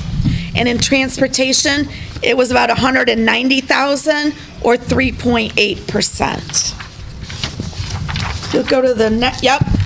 In the ed fund, I would say most of it had to do with unfilled positions for salaries and benefits. The rest of it truly is spread amongst many, many line items. In O&M, the biggest unspent was the fact that that new truck did not arrive, so I had to re-budget for it in this 22-23 budget year because we didn't pay it for it because we don't have it. When we get the truck, we'll pay for the truck, but it's coming, so that's good, and we bid it. In transportation, she had to work really hard at combining routes, finding drivers, but so some trips went unfilled. You know, Mr. Rollman did a nice job thanking the transportation department, but there were some that did not get filled because we just didn't have the capacity to do so. So I would say that 170 is related to mostly that. That describes the current fiscal year 21-22. Before I move on, I want to make sure the board understands and knows where we started, where we ended, and if you have any questions about how we got there.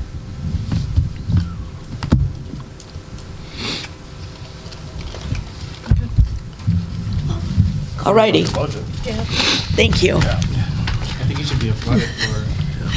Got lucky. It's all luck.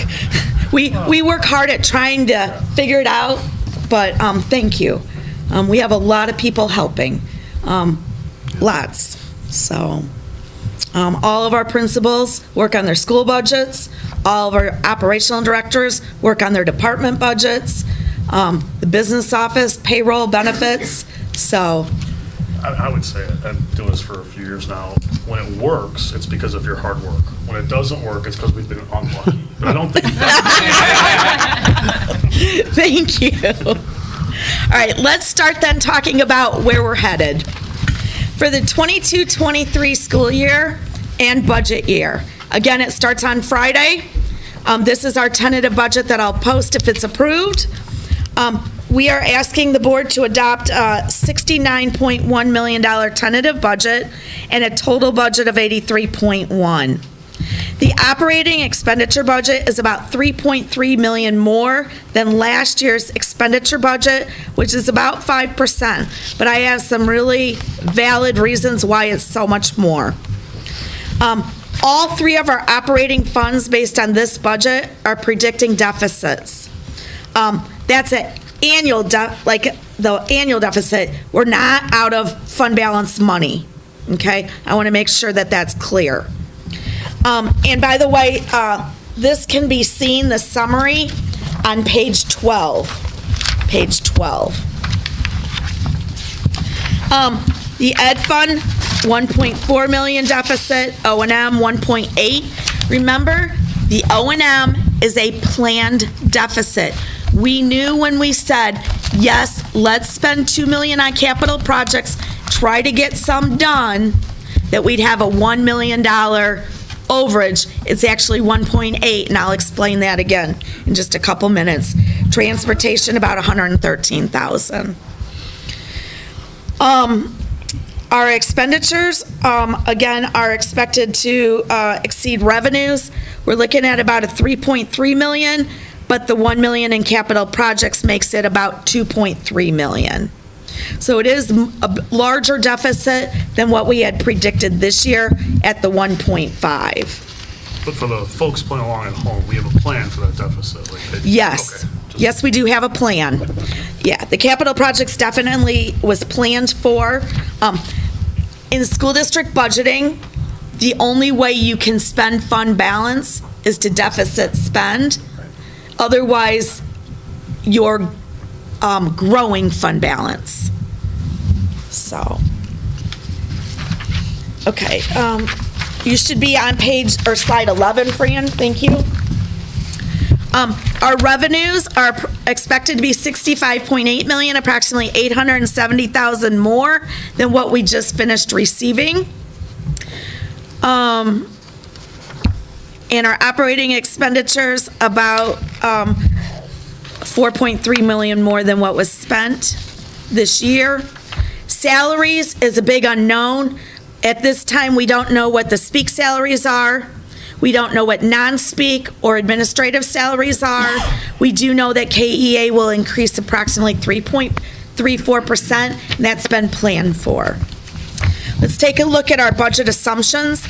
These are some things that I included in the budget. So our tax levy is approximately 1.2 million more. I've given you the historical information about the evidence-based funding, the state dollars. We've gotten 116,000 more, 120, 150. Then in 2021, we didn't get any. Last year, we got about 100,000, but last year we also got moved to Tier 3. Tier 3 is better than Tier 2, but it brings less money. Can you remind me the threshold, how you move from Tier 2 to Tier 3? It changes every year. It's based on number of districts and percentages. And what it is, it's based on the percentage of adequacy. And so our percentage of local adequacy has moved up slightly. We were close anyway, and it pushed us over. Yep. There was something that I wanted to point out, but I don't see it coming up again. So could we go back to slide 10 for just a minute, please? Sure. So the first bullet point there, 1.6, or 69.1 million versus the 83 million. Uh-huh. So why don't we get to spend the other 14 million? Great question. The other 14 million, 12 million of it will be spent on bond and interest payments. Those are payments that the voters, the community, has approved in prior years. It's like making our mortgage payments.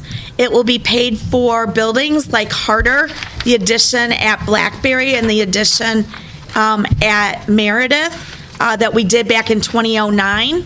It is listed in the narrative, but that's a significant portion of that other money. Some of that money will be spent on FICA payments and IMRF, which is the Illinois Municipal Retirement Fund. All of our support staff, that's their retirement fund, so there's monies going to that. If you look, I've budgeted $642,165 for IMRF and a little over $1 million for FICA. You have to add the two bond and interest together, which is about 8.3 million. So that covers the difference between the 69.1 and 83. Nine. Yeah. The point that I wanted to emphasize is that while it looks like we get 81 million, we don't actually get that money to spend it. It's collected by the county and spent by the county. Yep, and that's why I truly focus on what I call the operating funds, and that's why I started with that to remind everybody, because the other ones, you're right, the money comes in and it's already spoken for. Yep, and so the operating funds are the Ed Fund, O&M, transportation, and then working cash. Working cash you actually can't spend out of. You have to transfer it to a fund that allows you to spend. Thank you. It's like a savings account. Yep. All righty. So I gave you the tier information there. Once I hear what we're getting this summer, I'll be sure to let the board know, and then I'll adjust the final budget accordingly with that information. This budget assumes that the mandated categoricals and the federal revenues are approximately the same as they were in 21-22. Those are two other areas, again, where we have to, on the tentative budget, guess, and then as we get information, if we get it before the final, I'll adjust it. If we don't, that's where the revenue happened from last year, is I didn't learn what it was going to be till after the final was done. So, and we typically don't amend the revenue budget. The law doesn't require it, and we can explain it. So, okay, those are my assumptions for revenues, local, state, and federal. For expenditures, again, we've got increases for various employee groups. I've got 1.8 new positions with about 108,000 built in there. And the staffing, in March, you approved a 0.8 increase. I know there's a 0.5 on tonight, and I believe there may be another 0.5 coming, so I put it in there for another kindergarten. But we're still watching it. It's in here. I can always take it out, but it's better at this point to have it in. Our health benefits, we know, got hit hard this year. And then curriculum has about 50,000 more than last year. Technology has about 12,000. We have school buses on order. I heard today that they weren't going to get here again until after school starts. We're used to having them delivered in July, but the school district where we're getting them from aren't getting their new buses, so we're not getting ours until probably September. So, but we'll get them. And we're getting 5, which is good. Please remember, we are getting rid of 7, which means we're going to reduce our fleet by 2 buses, because we don't need them, and they're really in bad shape. And there's the capital projects again. Board approved $2 million. It's about $1 million more than this past year. We did that intentionally. All right, summary, revenues, Property taxes continue to be our primary source at about 71%. They are a very dependable source, and I continue to feel lucky that we live in a district where we can depend on this percentage of our revenues. Some school districts depend on the state, and in previous years, the state has not always been as reliable. We depend on the state for about 18% and the federal government for about 2% of our budget. Expenditures. Go ahead. About 51% will be spent on instruction, another 44% on the support for instruction. That's a combined percentage of about 95%. Instructional support provides administration, technology, and logistics to support and facilitate and enhance instruction. So about 95% of our budget then is spent either on instruction or supporting instruction. Julianne? Yes. Not to see this. The 2% from federal, what percentage of that, of the federal funding? Most of it's probably what, IDEA? IDEA, Title I, Title II, Title IV, with a large percentage of that, IDEA and Title I. Yeah, that's. Okay. Yep. And that's purely a function of your child count? Yes. Yeah. Okay. You got it. I've got my operating fund summary here just so that you can remember. Our ed fund is our largest fund. It's used for instruction, salaries, benefits, and technology, and other things, but those are the primary. The revenues come from evidence-based funding, property taxes, and mandated categoricals. You get the repeat of your salary increases, the increase in the FTE, and the projected deficit. Transportation fund is about $5.3 million. It's used to transport students to and from school and their activities. Our revenues come from the tax levy and state reimbursement for prior year expenditures. That's those mandated categoricals. Again, they're behind one payment. We've got 5 school buses, 1-year-old buses ordered with a small projected deficit. Operations and maintenance, $7.8 million. This is used to maintain our schools. Revenue is from the tax levy. I've got all of the projects in there with the projected deficit. I wanted to go back over one thing that I didn't expand upon on why so much increase. And so I want to look at page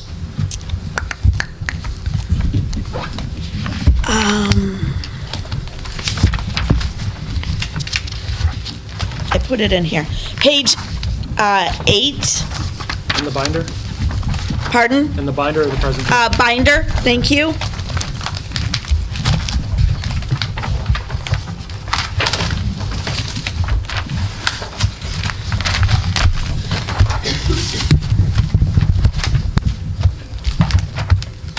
Actually, page 7. Page 7, please, first paragraph. Here are some things that have caused the budget to be increased. We have, obviously, the increased cost for health insurance. I talked about it. We have increased costs for cafeteria food, our custodial contract, our security contract. We have increased costs for diesel fuel. We have increase in the transportation fund. In the operations and maintenance fund, we have increased costs for utilities, both electricity and natural gas. And several of these things could not have been prevented. If the market continues to stay where it's very expensive, as we move into the fall and we start to plan for the next budget year, we will need to carefully look at that and see where we can make changes to bring that deficit spending a little bit more in line. We know that we typically will have a small projected deficit in order to follow the board's guidance, which was we don't want to grow our fund balance, but yet we don't want millions of dollars of deficit either.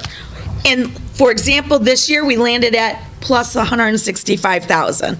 So very close, but we've got to watch, we put in, I think, 250,000 extra for diesel fuel. We put in extra money, 10% for electricity. Natural gas market is spiraling still. We had a couple days of relief, so that was good. But we're watching all of those things that are out of our control. What I tell my operational directors, every dollar we spend in your area, we're not spending in the classroom, and we want to shift that in order to maintain that 95% on instruction and support. I believe that's everything. Oh, ESSER 3 I didn't talk about. I'll be bringing you ESSER 3 either in July or early August, and then we'll include that information in the final budget. We're just moving along with the planning for that. That should be it. Thank you. So right now we're at like 4.7% deficit. 4.7, 3.3 million out of 60. 69.1. 60, yep, 70. Yes, I would call it that. Yeah. Less than your 5, but still higher than I like. But knowing that $1 million was planned, so maybe take that 2.3. Yeah. Yeah. Thank you. Thank you. Thank you. Any other comments, or? There is a recommendation, so I'll entertain a motion that the Board of Education approves the 2022-2023 tentative budget as presented. So moved. Second. Roll call, please. Mr. Gonzalez. Aye. Mrs. Junk. Aye. Mr. Carey. Dr. Lawler. Aye. Mr. Mankivsky. Aye. Mrs. Simmons. Aye. The 6 motion is carried. Dr. Fuchs, Thank you, Mrs. Eggleston. sorry, real quick question. Isn't that ESSER 3, is that the last ESSER batch? It is. Okay. so- Yep, and it's about 1.1 million. Okay, that's what I thought. 1165, I think. Okay. Thank you. Gosh, I am next again. One more. Yeah, I was gonna say, all right. Dang, I thought I had a break. We're gonna move on to approval of Hinge Health, which is now J6. Yep, Dr. Fuchs, I'll turn it over to you for one more. Okay. So working with the Health Insurance Committee, we continue to look for possible savings in our health insurance plan. At the May meeting, we reviewed 6 different opportunities. 3 of them were pharmaceutical and 3 of them were medical. The pharmaceutical ones were not of interest at this time. We're going to continue to pursue possible savings, but one medical did catch our attention, and it's with Hinge Health. It's completely based on our own data, where we know that our claim data is higher for musculoskeletal issues, and Hinge Health offers a program or a solution that it doesn't cost if you don't use it, but if you use it, it comes through as a claim, and the goal of it is to have savings by preventing surgery or keeping people healthier with their joints and bones. And so I've given you the information, the research. The Health Insurance Committee unanimously reached consensus to recommend to the board to give this a try. We had a team come in and explain and do a little show and tell, and it was very, very, I would consider it impressive and forward-thinking in technology. So I think we should give it a try. Dr. Fuchs, can you remind everybody who's on that committee? Sure. The Health Insurance Committee, I co-facilitate that or co-chair that with Patty Reeder, who was here. She left. Thank you. With Patty Reeder, who is the KEA chief negotiator. And Included in that, we have about 6 to 8 KEA members. They represent each of the buildings because one of their goals is to go back and communicate and to bring back information from each of the buildings. We have 2 representatives from Speak, and then our district office benefits administrator represents the non-Speak portion of our employees. So it's a pretty good cross-section of the district. So a unanimous vote from them is a pretty solid statement. I would say so, and Mr. Gonzalez has been on the committee this year representing our liaison to the board, and he was there for this presentation.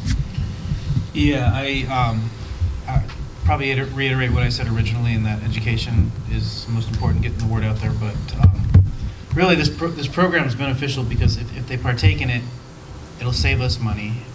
It'll also save them time with technology.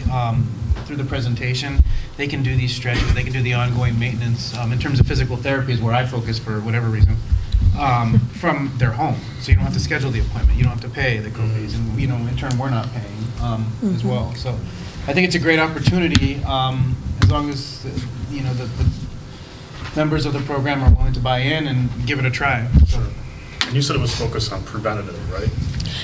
They have 4 different levels. Okay. One of them is preventative. Give me 1 second. Preventative, acute, chronic, and pre/post surgery.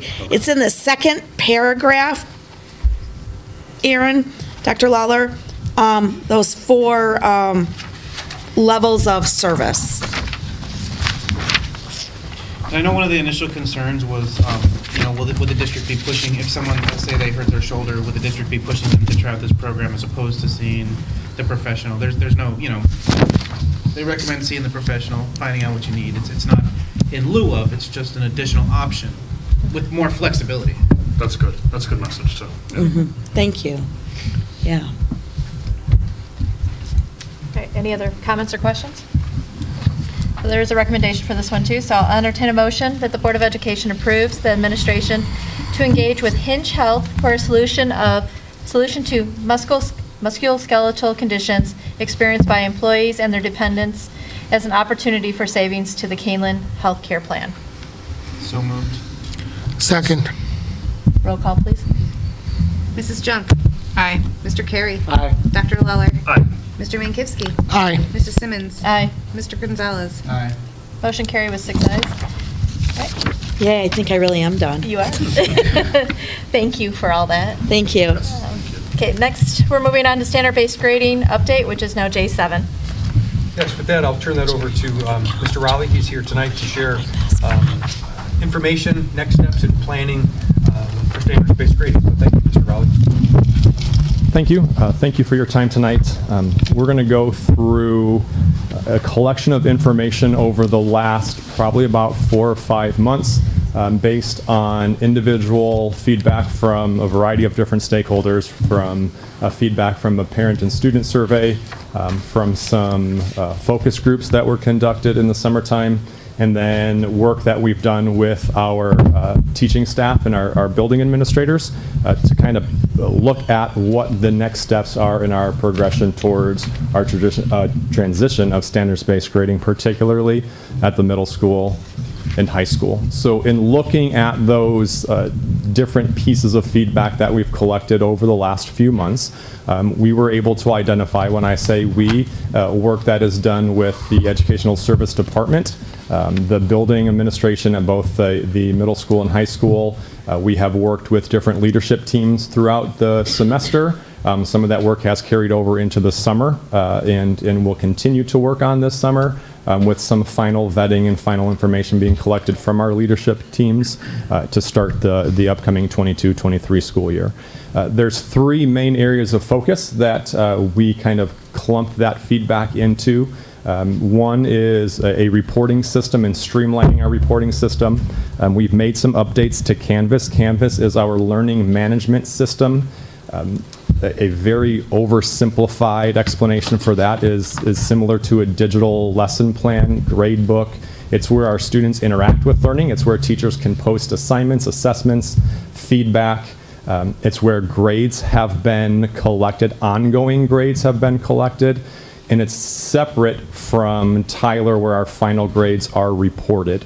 Those two companies are separate standalone companies, and they do not, technology speaking, they do not really speak to each other very clearly. So we have, and we'll talk a little bit about what we've done for that, but we've been able to put together some programs to help streamline those reporting systems. In a survey with our staff, that was identified as one of the top areas of concern. There's a need based on, again, individual feedback in conferences and meetings, surveys and focus groups to continue to build our community understanding. That will be broken down into a couple different areas that we want to focus on. And then last but not least, we have drafted, and we have an initial draft complete of a standards-based grading handbook that will be provided and updated on our website. It will be provided to our community, and it will encompass philosophical, why the shift, what the shift means, common vocabulary. As we networked with several other districts, we've networked with districts around Illinois, Wisconsin, Iowa. We've networked with a professor from the University of Northern Iowa, and in the work that they've done, over 50% of the public high schools in Iowa are standards-based graded or transitioning to standards-based grading for their entire high school. So not just by grade span or by class, but University of Northern Iowa is doing some very cutting-edge pieces with research that we'll talk a little bit about today. So what we've seen with all of those districts is, in addition to a discipline handbook, a policy handbook, they have a standalone standards-based grading handbook, so we wanted to make sure that we put that together. That is part of the work that has carried over to this summer with the building administrative team, so that draft will be taken back to our leadership teams at the early onset of school to look through that, read through that. There are some visuals in there for parents that might be new or have a student that is going through this for the first time, some visuals in there to help compare a traditional grade to a standards-based reported grade. So help to kind of streamline that communication process with our parents and our grading. Breaking this down into that first one we talked about, looking at some of the staff concerns. We've identified three. I will share a fourth here shortly, but three of the top concerns. And this was done through a survey that was conducted with a strong partnership that we have with Northern Illinois in their RIGHT Lab. Their RIGHT Lab stands for Research on Impact of Teacher Education. We've partnered with a professor and several of his doctoral students for a variety of different topics, one of which is specific to Kaneland, our implementation of standards-based grading. You can see the percentages there. It asked a lot of questions, I think, for all and addressed at all grade spans. So there was a separate survey that was sent to our EC through 5th grade teachers, our 6th through 8th grade teachers, and our 9th through 12th grade teachers. I think altogether, all three of those were over 130 pages. A very robust, what do you teach? Where do you teach? Have you been provided these types of trainings? Are you in a class in which you are using standards-based grading? The key findings from there identified barriers to a streamlined process, and those three barriers are outlined here. First and foremost, if you look at that first bullet point, it kind of speaks to the grading system that we had and the differences in the time consumption of converting grades manually because our LMS, our learning management system, and Tyler, our student information system, were not compatible with each other. 77% of our teachers, we had 43 actual staff members at the high school and 29 at the middle school that took that survey, and roughly 80% of them said that that was one of the major barriers. Yes, sir? You said 40 teachers at the high school took the survey? Correct, 43. How many teachers? There's roughly 100, I think, certified staff. So less than half? Yes. Correct. So is it all staff that are actually doing standard-based grading right now, or was it? No, it asks a variety of different questions. So that is one of the questions if you do. I believe the vast majority, if not all of our staff, have a section in which they have made that transition or have gone implementing that. But the barriers here, that is whether or not they are teaching. And it tried to parse those out. But I believe all of the respondents were those that have at least one course that is transitioned to standards-based. Half the teachers didn't respond, so aren't you working with flood? I mean, you don't have the full picture of what's going on. From that survey, in addition, that is a single data point. In addition to that, we do meet with a leadership team at both the middle school and high school. We do meet with individual teachers. There are representatives from all of those grade spans on our commitment team. So that grading system feedback has come from a variety of different moments and times where we've collected that data. That 77% is in particular to the survey with Northern Illinois.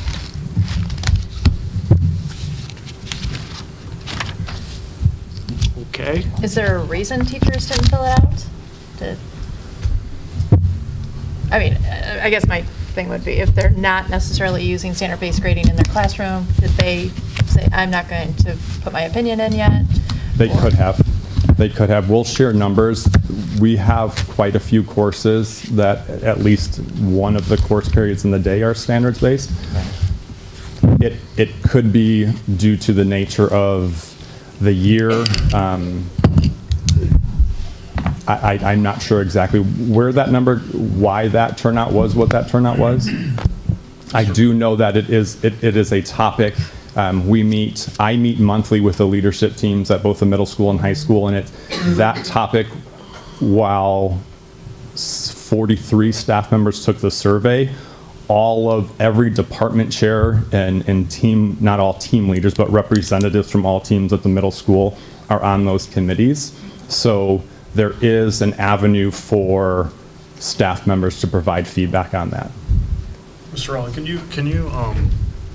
you have like a target sample size we're looking for? What would be an accurate sample size, do you think, of our teaching staff?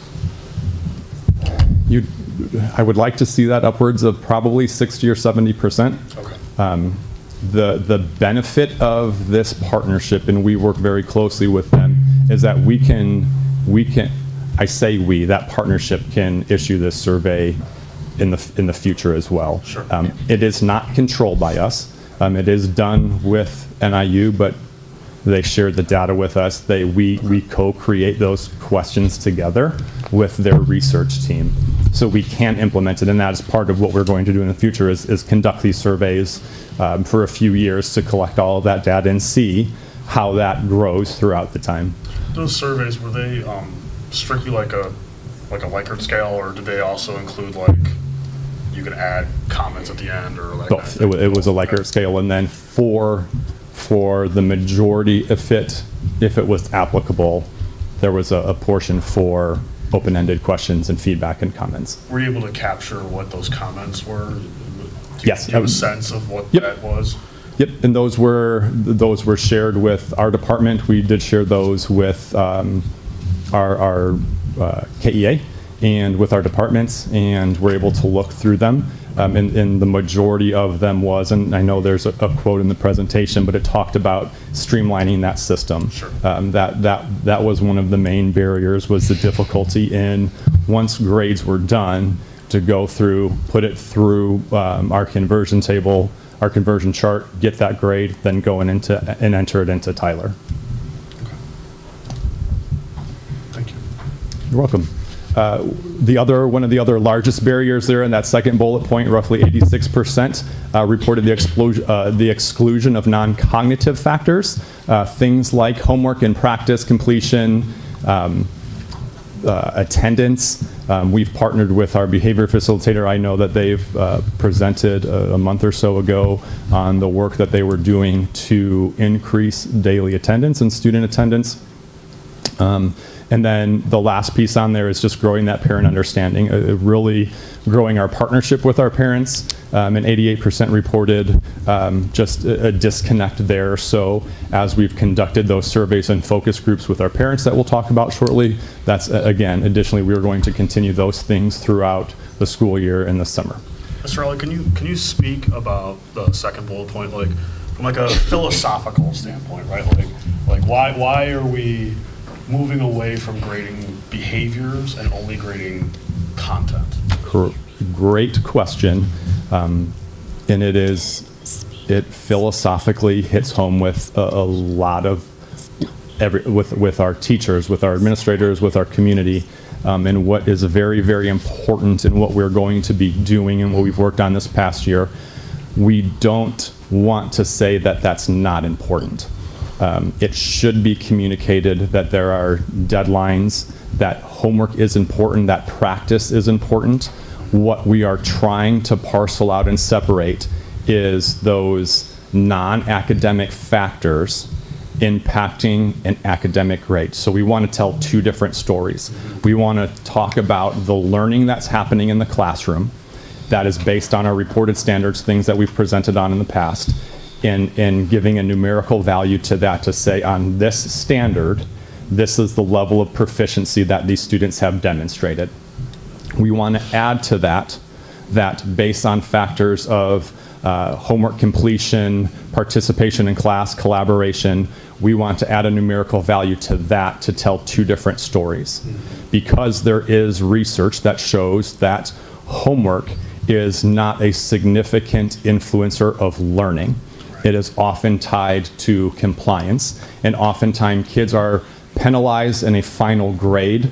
An example of that would be, I took a test, I got 100%, but I didn't do a lot of the work in class, so it averages out to a 75. That 75 tells a story that that student only knows 3/4 of the expected work, where they've demonstrated understanding 100% of that. So those non-academic factors, we are going to report those out separately, while they are both still of importance.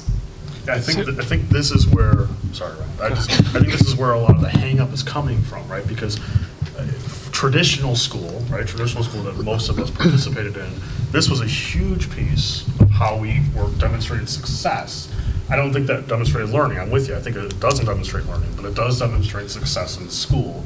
And trying to change that perception of what school is obviously very ugly and muddy, right? And I think, if you go back to when, I remember when Ms. Maris came out and Dr. Mum first presented SBG way back, right? Mm-hmm. Like this was the line was, we're reinventing what school is, right? And I think a lot of parents are like, well, my kid's good at XYZ and they're no longer being rewarded for that, and I think that's where the hang up is coming in. So I think that's the piece that we need to somehow alleviate. Now, it sounds like you said there's two systems. I'm not sure, what's the second system going to look like then? What's the behavior system going to look like? So the behavior system will be attached to each course as a standard. So if I have 9 academic standards, it will be filtered in as a 10th standard. So it will have an impact, overall bearing on the grade, but it's not a very significant bearing on those grades. So it does influence it, and if I could be a student, and again, when we talk philosophy, we could speak a long time on that, but I could potentially be scoring 3s and 4s and A+ work and not do any of the work. Now, that warrants a separate conversation. That might warrant involving our support teams and things like that, but those will speak two different stories. And then when we talk about way down the road to transcripts for college, those will carry over, so college admission officers could see, I may have a very bright student academically, but one that is not doing any of the work, is not collaborating, is not respectful and responsible in their interactions with their teachers and their classmates, which could have a bearing on college admissions. So, you confused me there. So, okay. We're going to give the kids a report card. Correct. They're going to get a 1, 2, 3, or 4. Correct. How are the college administrators going to get the information about how they participated in class? So they will be able, a 1, 2, 3, or 4 will be on the X amount of academic standards, and then they will have the terminology. We ultimately would like to roll it out to respect, responsibility, and commitment to excellence. So that will be seen. How is that seen? So you're giving 2 grades on the report card for the same class at the end of the semester? It would be seen through Canvas, and then filtered into their letter grade, and then what goes to college accompanying a transcript with the letter grade is a narrative. There's a cover sheet that goes with that would explain those things, and it's been used in the past and has been shared with colleges in the past of types of courses, programmatic information specific to Kaneland. So there is a narrative piece that would accompany the letter grade that is on a traditional transcript. Why can't we just use the letter grade that the colleges are looking for? Amen. They're not, though. They're not. I mean, Yeah, they've admissions changed. now are doing Yeah. very 360 holistic process, Yeah, there's a whole which is super change, time right? intensive Yeah. on them. I can't hear you. That's Oh, I'm was sorry. no. I wanted to hear what Meg had to say. Yeah, I was saying they're not, though. So now admissions departments are all doing really holistic processes, really 360, where they're looking at not just your letter grade, but your kind of resume, your transcripts that do involvement, letters from teachers, your financial background even. So it's not a letter grade. I mean, even like extracurricular transcripts now exist, right? So like you can get a transcript that shows that you're a part of these clubs and on the sporting team, right? So there's a shift to this idea that your GPA is not you. Correct, and we'll talk a little bit about that. One of the predominant organizations that looks at colleges, admissions, and projecting out employability skills and employability trends identifies GPA, grade point averages, have like the number 6 thing that they're looking for in the skills that are showing effective employees down the road. So we're creating another grading classification for homework and behavior. And we're going to write a letter to the colleges that explains how we came up with this system. And they're going to accept this new method of reporting on the student's success. I would say yes, in that we're providing those to colleges. No, in that we're not creating it. It's something that we have historically done for a variety of different courses. You give multiple grades for a variety of different courses in the past. Could you say that again? I'm sorry. You give multiple grades for a variety of courses in the past, for the same. You said you're going to give 2 grades, one on behavior, one on the knowledge part. So Correct. a 4 and a, I don't know, whatever your other standard is going to be. Yes. You've done that in the past. We have not. That's where the conversion chart comes into play. So our students will go through, and on a typical course will get 8 to 12 scores on their reported standards. And then they will get anywhere between 9 to 13 total based on these non-academic factors. All of that will be converted to a letter grade, and colleges will get 2 things. They will get a transcript that has a traditional letter grade, a single letter grade per course. So it'll be math, science, social studies, English, 4 grades, and then an additional piece of that will be the narrative that talks about that student, Kaneland programs. It will talk about Kaneland being standards-based graded. It will talk about the behavior and non-academic factors that have played a role and have impacted students, and that will accompany a transcript to a college. Right. So how does that factor into a kid's GPA? Depending on those non-academic behaviors, if I'm not doing anything, that will go as a single standard of a 0 or a 1. And that then is filtered through our conversion chart. So Seems it could awfully complicated compared to the letter grades that everybody's familiar with. It is, but again, trying to shift that report out of a grade to communicating the learning that's happening in our schools. I'm all in favor of communicating the learning, and, Right. and this just seems like a confusing, unnecessary exercise. I think we're getting into philosophically, this is not something you're for, right? But the presentation is the update. Okay. Could we? Yeah, go ahead. Could I just, well, sorry, Meg, not to undermine what you just said, but that piece, though, I am concerned about what the system is that makes sure that students develop those skills? Because I agree, those skills are non-learning based skills. They are important ones though, right? And, those study skills, those study habits, those kinds of things, I would like to see what we're doing. If it's not graded, then how do we enforce, how do we reward, what was our system to do that part, right? For each of those, we will have the expectation of that behavioral standard, and then we will do the same process that we've done for our academic standards. We will spell out, this is what excellent looks like, this is what proficient looks like. Those will be vetted by our teachers. So they have descriptions of what that looks like when a student is showing proficiency in that behavior.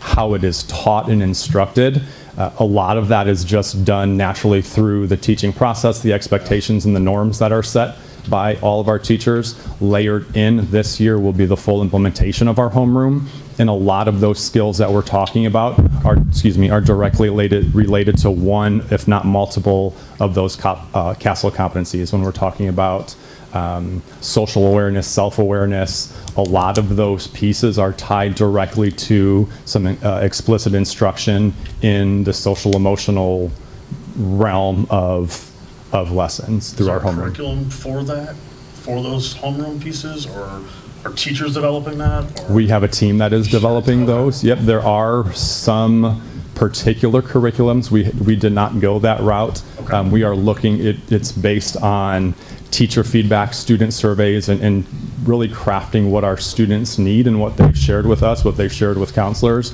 and we're going to develop those lessons as our teams see fit. So that's part of the system. The system is going to be teaching those things, just not necessarily in the classroom. It could be reinforced in the classroom. Correct. Is that okay? Correct. And then you have the behavior specialists. They're also. Did I hear that piece too? They are a layer of this. Yes. They're a layer of this. Yep.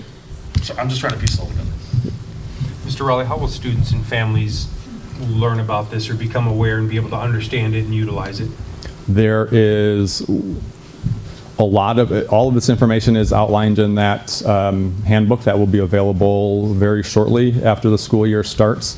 There'll be presentations made at the building levels from our administrative teams.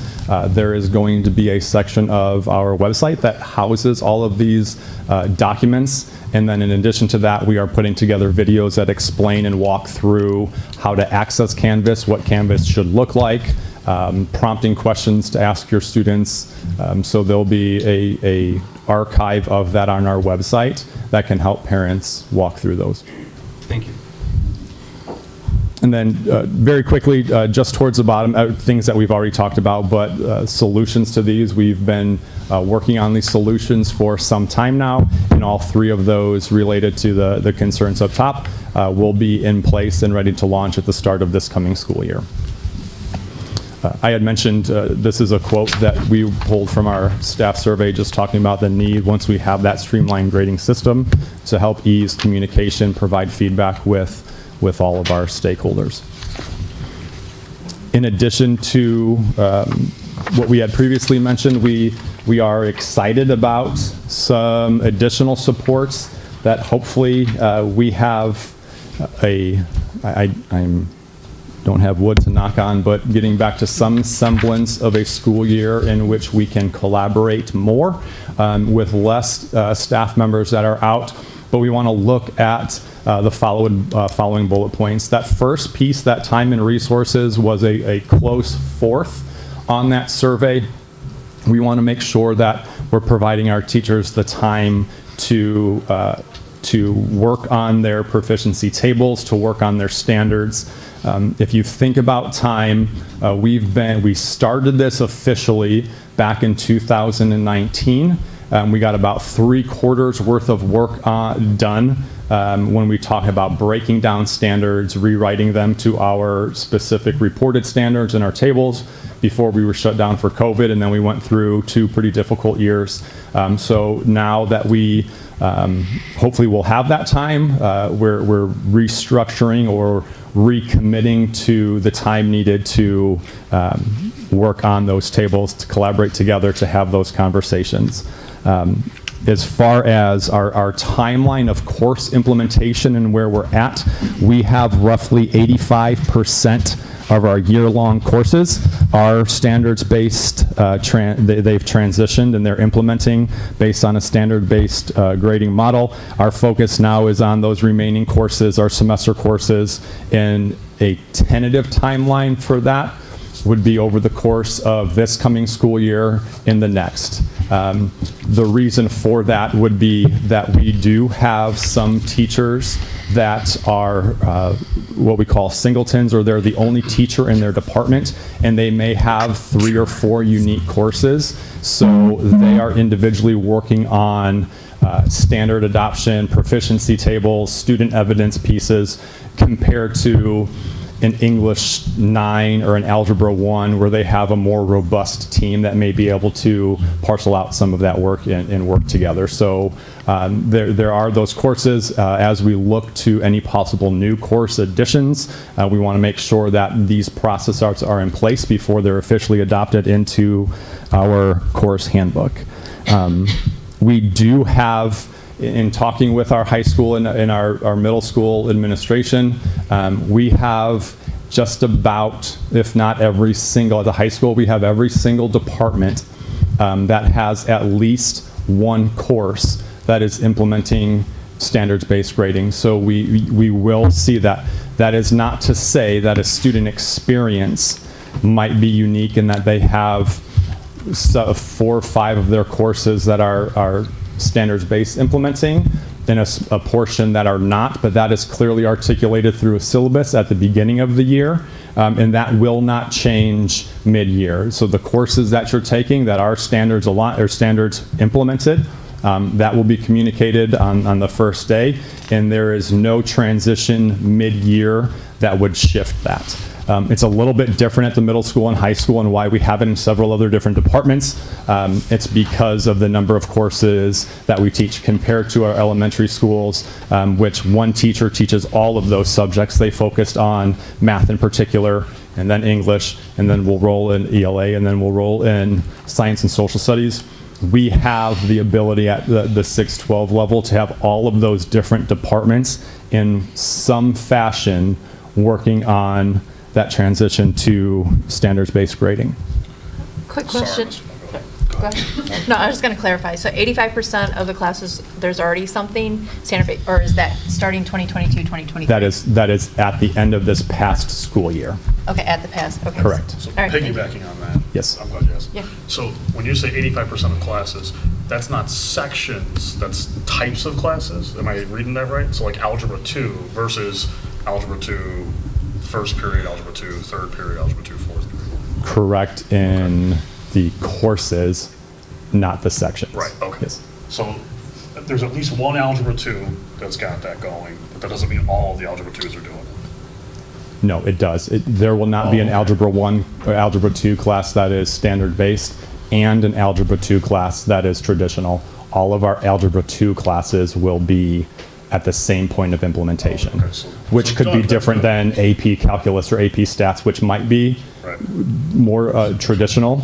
But if within what we call our Kaneland learning communities, our KLC, are our courses, all of those KLCs will be implementing at the same time. Because I would be worried, right? Like, you take Mr. Jones versus Mr. Smith, and then Mr. Smith, students are all like, this class is great, we're doing standards-based grading, or whatever. And then Mr. Jones' class, well, they get to do that, But so that's not going to happen. Correct. Okay. Correct. And we don't want a student that is, for whatever reason, has a schedule change at some point in the year from an Algebra 1 to an Algebra 1 with a different teacher and has to adjust to a different style midway through. Okay. Yes, sir. Is standard-based grading, as it's currently constituted, is it taking into account accommodations and assessment accommodations for special education students? Student accommodations? Yes. That's what you're asking about? Yes, sir. So any student that receives a modification or an accommodation to their learning, to their assessments through either a 504 or an IEP are accounted for.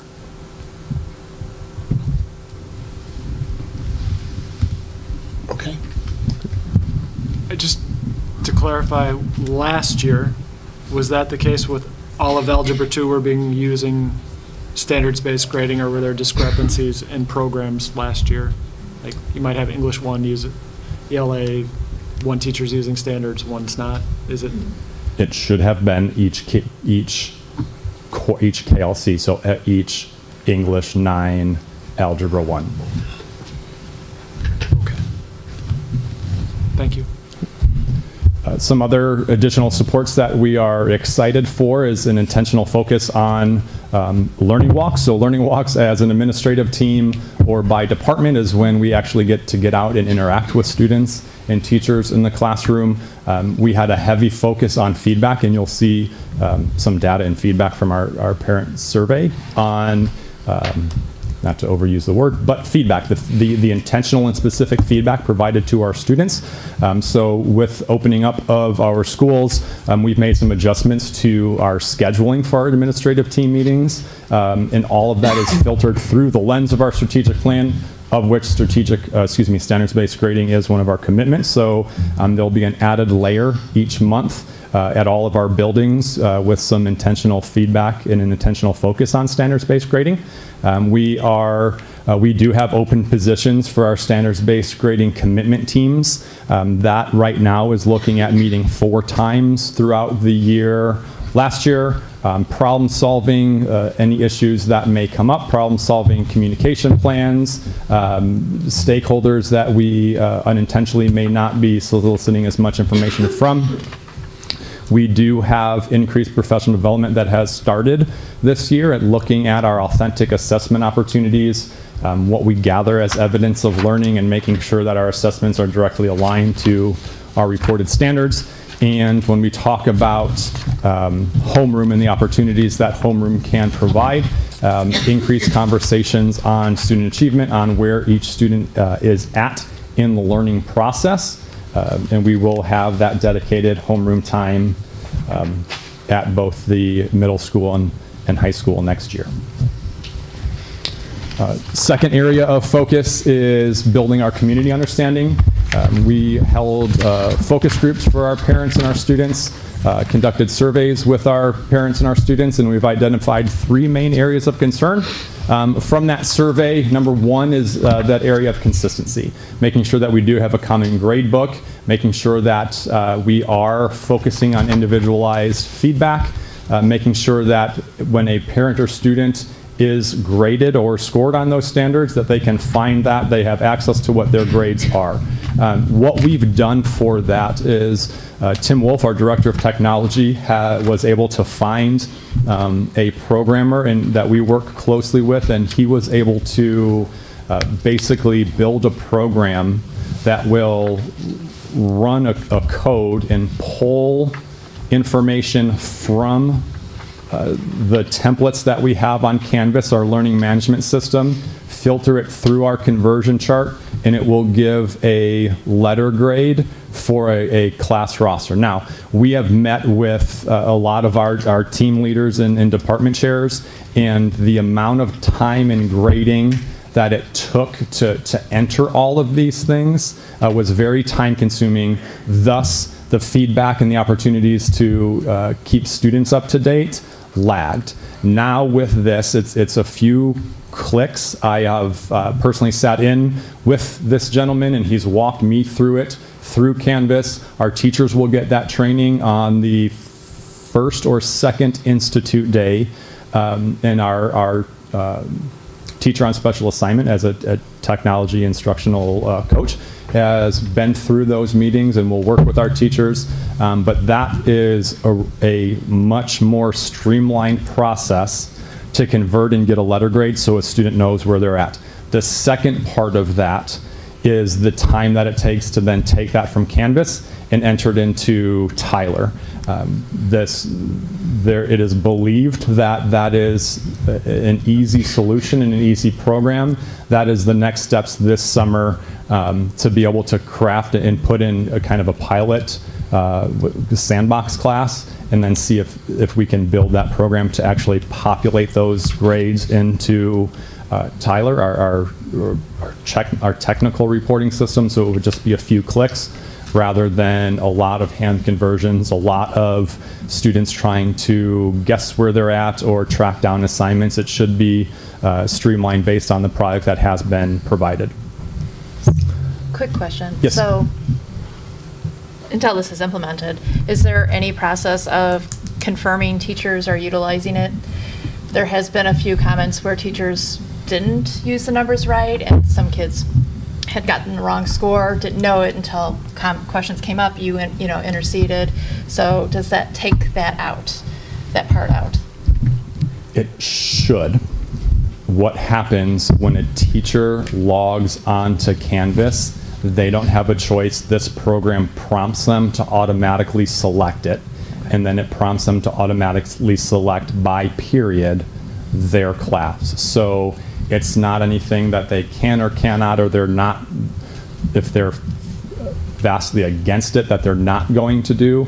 They have to use Canvas. That is an expectation at our buildings, and they have no choice once they log onto their Canvas to select those proper channels that would do this for them. So it would do the calculations for them, not them doing the calculations? Correct. Okay, thank you. And Mr. Raleigh, will students and families be able to see their grades in real time? Yes and no. Students absolutely will. The portions that it pulls are our summative grades in different templates. A parent would need to pair with their student in their Canvas courses to see that. So as long as that step happens, and those instructions are usually put in a bulletin on Tyler that a parent would be able to see, they're emailed out from one of our technology instructional specialist.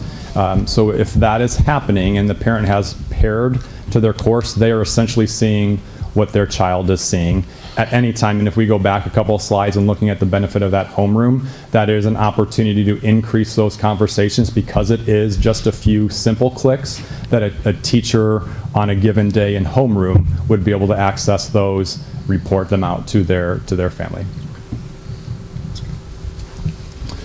The other piece, similar to what we've talked about with our teachers, is looking at that academic versus behavior.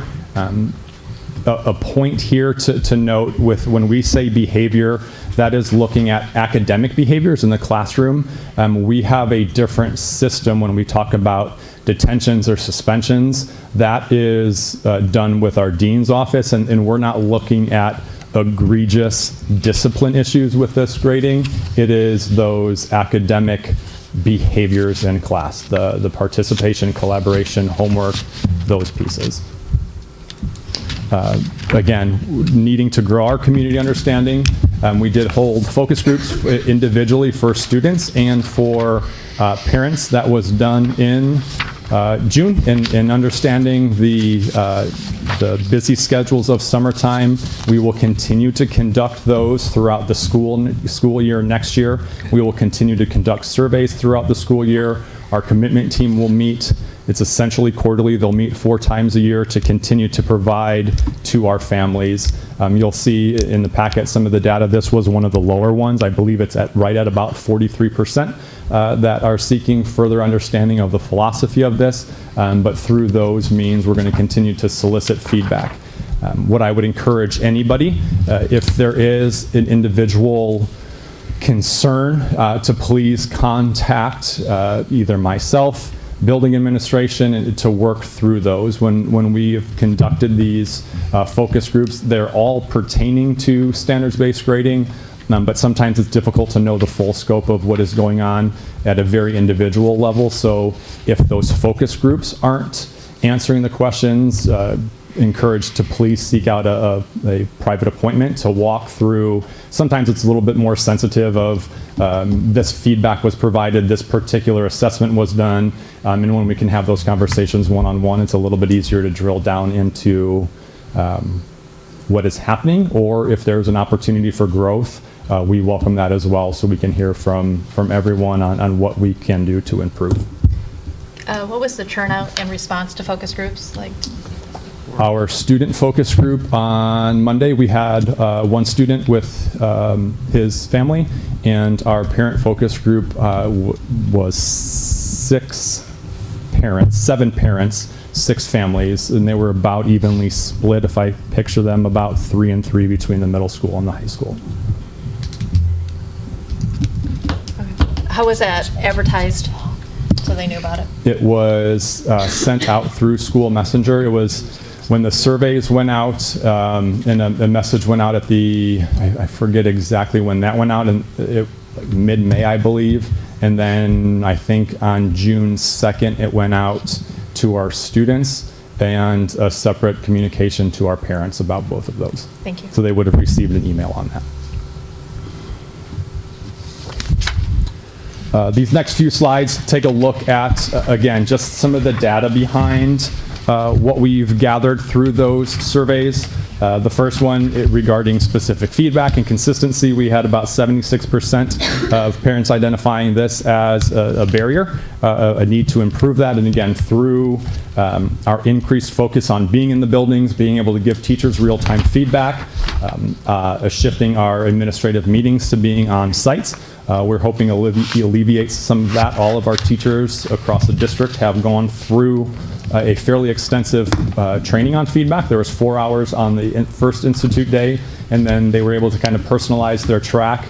And by February of this past school year, there was completion of about another 3 hours on that. So we're going to continue to reemphasize that and focus on specific feedback. The non-academic behaviors, that again, we've talked about that. That was roughly 78%, almost 80%, that we're seeking further clarity on that. The philosophical side of that, again, that was one of the lower ones. That was about 43. Looking at, again, continuing those conversations either through survey, through focus groups, through individual appointment, to make sure that we're meeting the needs of all of our stakeholders, and then looking to provide that district handbook on standards-based grading, specifically terminology, process, if this, then that. If you're seeing these things, you can expect this to happen. If you're seeing the words formative or practice, this is the impact that it has. So trying to clarify some of that so a parent can have that as their first step, pick up to understand some of the things that are happening. Yes, sir. So I don't come from academia. A lot of the stuff that we discuss, sometimes I don't fully grasp. My child's in kindergarten. I'm not, middle school, high school. How is it just a matter of scheduling an appointment, both as a board member and as a parent, scheduling an appointment with you or with someone from your staff to go over all my questions and get a full understanding? Because I feel like we've done a few of these presentations, and I'm like, okay, I kind of see where it's going. And then, like now, this whole behavior component is kind of new to me, and I have a million questions, but try to stay in line with the update. I'm not going to slow us down here. What's the best way for not only me, but parents in general, if they want to understand, get more of a understanding for what's going on at a, for lack of a better term, lower level, or a level that is more in layman's terms? Great question. I would ask if for any of our early childhood through 5th grade parents to reach out to Dr. Mum, and anybody in 6th through 12th grade to reach out to myself. I'm happy to, you guys can come into our offices. We're happy to meet wherever to go through those. That I would say is probably for overarching questions, understanding. If it is a lived experience and there's a specific question about this assignment was given in class and I don't understand the exact grade, I would start in the school year with a conversation with the parent, or excuse me, with the teacher. And if further clarification and understanding is needed, you can always reach out to either Dr. Mum or myself to answer those questions. Well, that's why I posed the question, because I don't have a specific question because my daughter's not involved in it yet. But I want to get an understanding, because our intent is that one day my daughter will be in that place, and I'd like to understand, how she can prepare. Yep. So I guess, the best way is one-on-one. There's no opportunities for presentations. Or I know when we were doing the Ignite Academy, they did multiple presentations, which really helped me learn, about the Ignite Academy. Is that something that would potentially be considered? Mr. Raleigh, how many of those, you talked a little bit about that in the fall, how many of those will you host or provide those opportunities? probably we've sketched them out through our strategic plan, action plan within our department, and I think there's 3 or 4 of them on currently on the books as a focus group. So I would say that would be a great place to start for anybody that does have those questions. There was a different presentation for those focus groups that talked a little bit about the why and the philosophy behind that, of what it might look like. So that would be a great opportunity for that. I think the handbook, once that's developed, would be just reading through that gives a very solid initial understanding and explanation of what we're doing and the shift from traditional grading to more of the learning focused reporting that standards-based grading is. So if you combine that as a preparation for some of those focus groups or meetings, I think that would be a huge benefit. So we can interact. When I hear the term focus group, I'm thinking more of feedback on interactions we've had, but a focus group would be an opportunity for someone like me to go in there, and I may not be able to participate in any feedback because there's nothing to give feedback on, but just gain information. Yep, so how those focus groups were structured is that we took about 15 or 20 minutes to do, we put together a presentation to walk through some of these questions because they are some of the common ones that are raised. A little bit about our journey, a little bit about our timeline and history and the whys and the whats of what we're doing. We wanted to be careful not to have that time specifically focused to specific circumstances from the past year. So the presentation itself was more in general of what standards-based grading looks like at the specific grade levels. As that was happening, parents had note cards and they had the opportunity to write down questions if they did not want to ask them. We took about a 5-minute break and we kind of clumped them into themes of behavior grades. We're going to talk here in a second of the impact that it has on college, the impact that it has on GPA, things like that. And then we went through and we answered those questions off of the note card, and it was more of an intimate setting. So really we just opened it up to questions from parents that were willing to ask and willing to participate. So there was a little bit of both. There was an opportunity to write them down more anonymously, and then really it turned into everyone just kind of speaking and asking questions about their experiences. So there is that interaction piece with there as well. So is there thought to redesigning, or like, same thing, I think a focus group, we have parents that are asking for information, they're wanting to be, more participative about it, and then you said there was only 6 families that showed up to that focus group? Yes. Out of how many families in our school district? So do you feel that the way it was approached, that's why people didn't show? Again, we're getting emails, people are, public comments, things like that. There's a lot of interest in this subject, but for only 6 families to show up out of the whole high school, is there any thought to how do you redesign that to get those parents that want more information, even like younger parents? Is the communication just the middle school and high school? For this purpose it was, because that's who is transitioning. Our elementary schools have been reporting on standards for about 10 years, so that information isn't as fresh and new to our elementary families, outside of new to our district and new kindergarten families where their oldest is the first into the school. Yeah, I didn't know if there was opportunity flooding parents with their freshman orientation, or will you guys do that kind of stuff? So when they don't even know that when they come to something like that, hey, we're going to have a standard-based grading 10-minute presentation or something. So. Yep. And I think, to answer your question a little bit earlier, I think increasing frequency and time of year. It was mid-June, and understanding that is a difficult time. The reason that it went to mid-June is to, again, work with our partnership with NIU and collect some final data, to collect the information from surveys, put all of those pieces together. We initially looked at this presentation towards May, but we wanted to get those focus groups. I think once we have them in the heart of the school year, I believe they're aligned closely to grading timeline. What I mean by grading, quarterly or semesterly. So I think if it's more pertinent in that time of year, I would imagine the attendance would increase. The other thing that we tend to see with this is that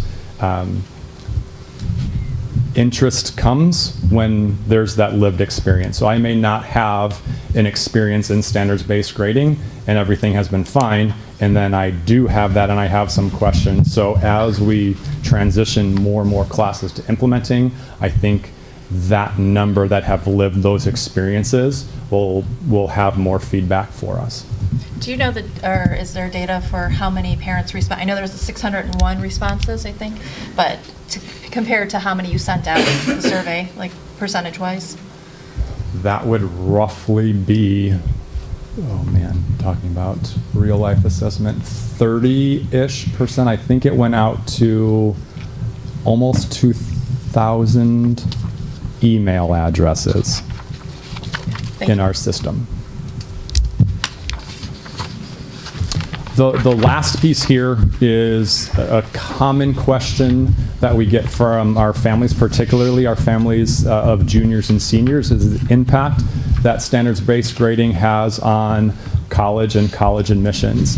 This was the final question on that survey, and over 80% of parents expressed concerns and worries that this would hurt a child's chance for admissions into colleges and universities. It would be easier to say that every single university in the country or the world is going to standards-based grading, but that would not be true. However, to answer that question, does this put a child at a disadvantage for admissions into college or university? In general, that answer is no. Admissions have shifted significantly over the last 4 or 5 years, where it was very heavily reliant upon a GPA or a standardized test score to be more inclusive of all of a child's lived experiences. And we'll talk a little bit here in a second of what that looks like. But things that we need to understand, and this is directly based on feedback and questions that I've received. Our high schools and our universities operate under completely different policies and practices. The instructional policies between a high school and a college are vastly different.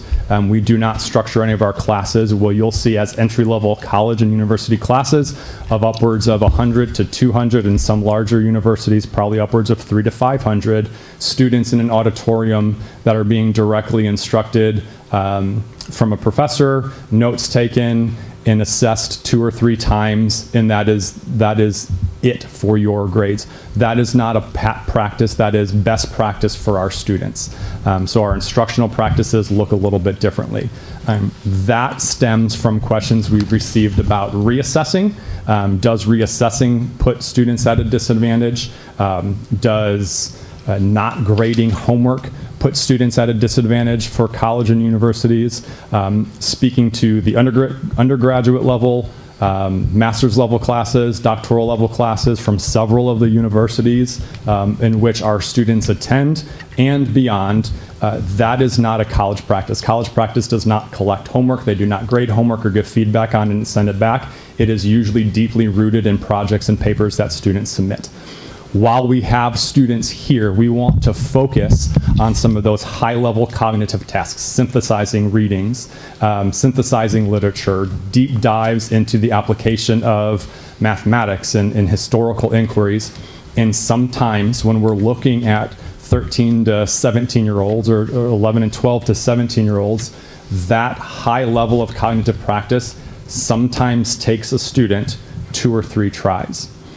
If we layer that back in with the work that we're doing on assessment, I think a misconception is that students get questions 1 through 10, they get a preview of what the test is going to be, bomb it, and then they reassess those same questions 1 through 10. We are working towards making more authentic learning assessments, so our answers are not they cannot cheat or copy them. A common phrase, I don't believe that it is a technical phrase, is making sure your questions aren't Googleable.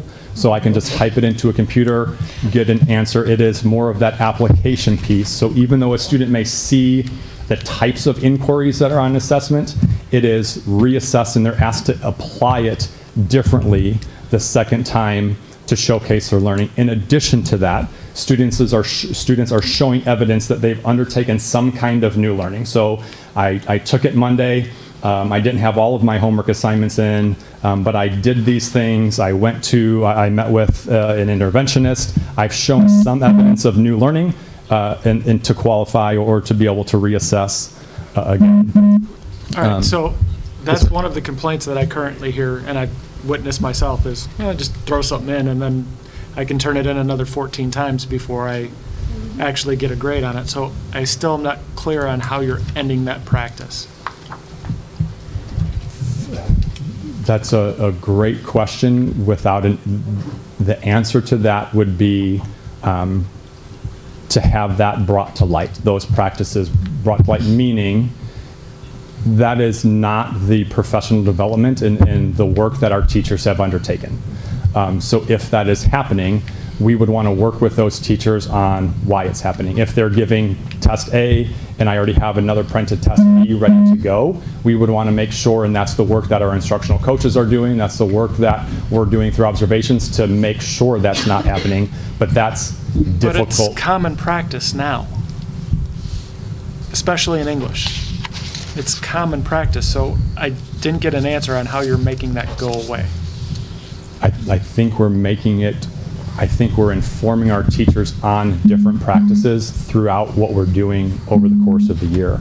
And that is happening. We are having deep conversations with our department chairs and our leaders of teaching on what instructional practices look like. That was one of the heavier conversations we had with our commitment team of, while it may not translate to a particular assignment on Canvas, our teachers are looking at student work to talk about how they can assess differently.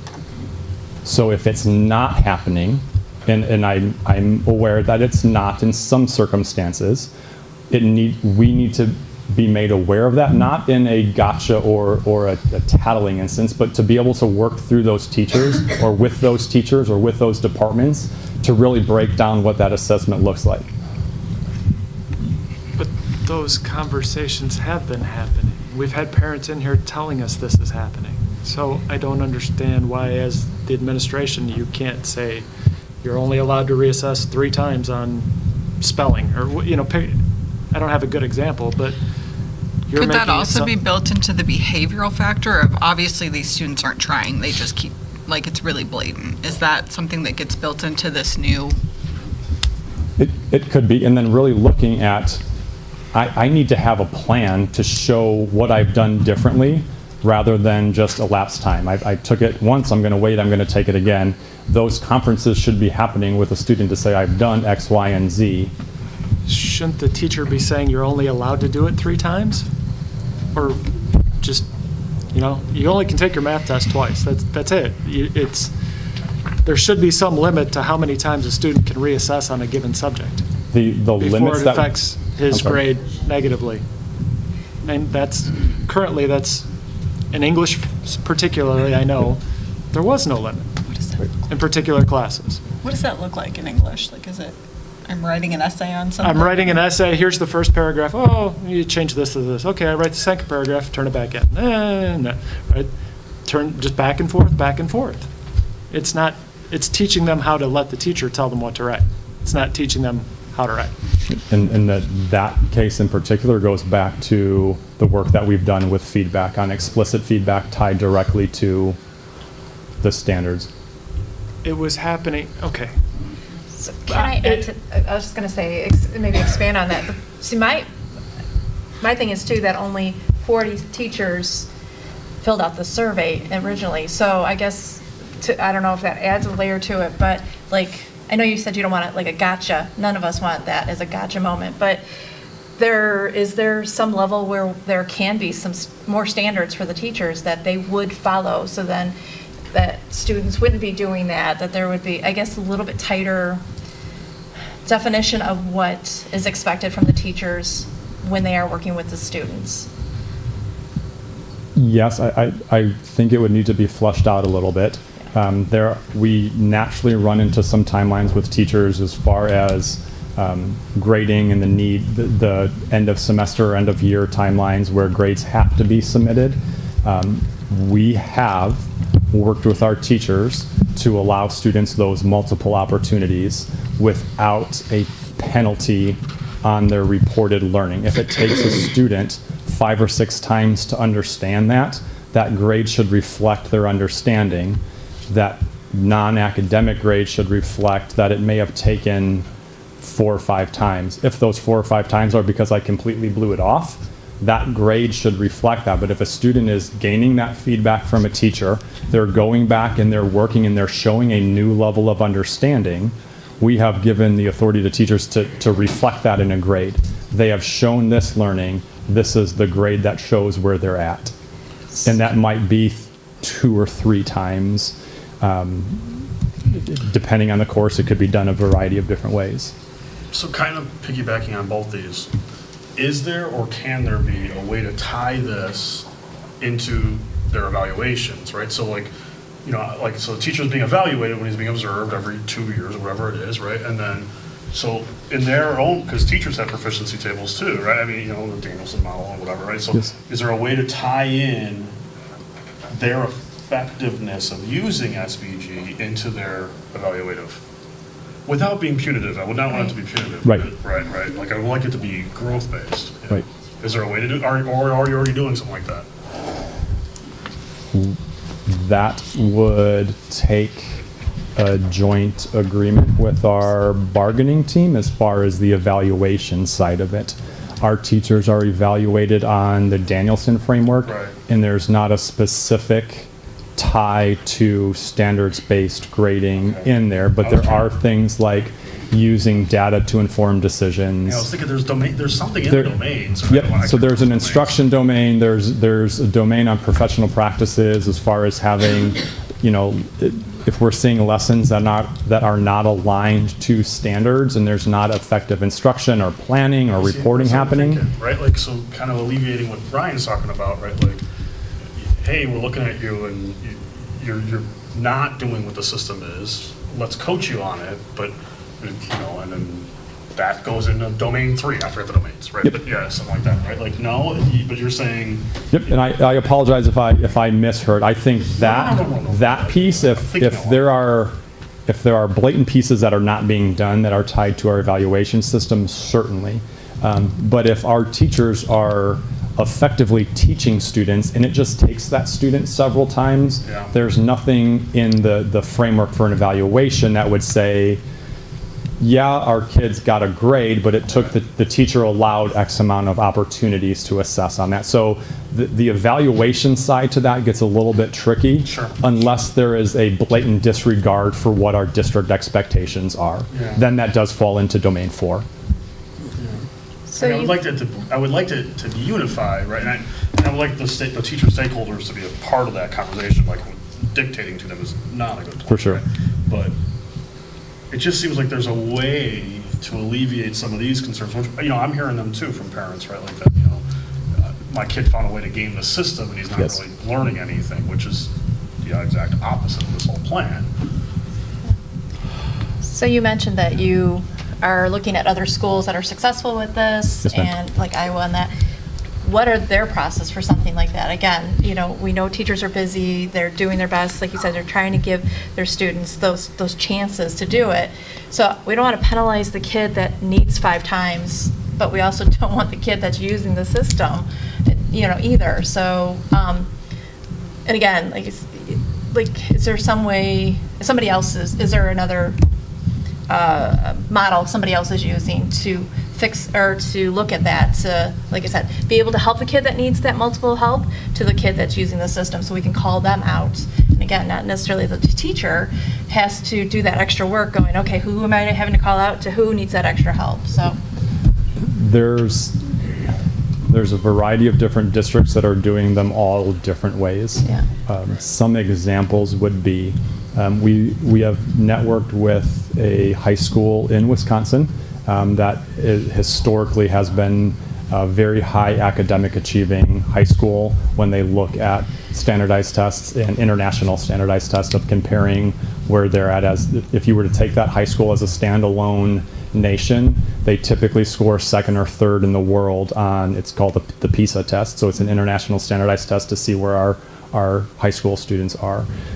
Their practice, and they're a little bit further along, They allow an unlimited number, and this is this and far end of the spectrum. They allow an unlimited number of reassessments to the point where if I'm not happy with my score in May, I can continue to do some of that work over the summertime and reconvene with the teacher. Different operating systems, we have that to some districts that will give. You have one opportunity to reassess each of your summative assessments. What we typically find is that there's not a limit on the number as long as it's accompanied by most districts call it a learning plan, an evidence of students taking ownership in their learning, networking or conferencing and setting a goal with a teacher in 5 days, 10 days, I'm going to reassess.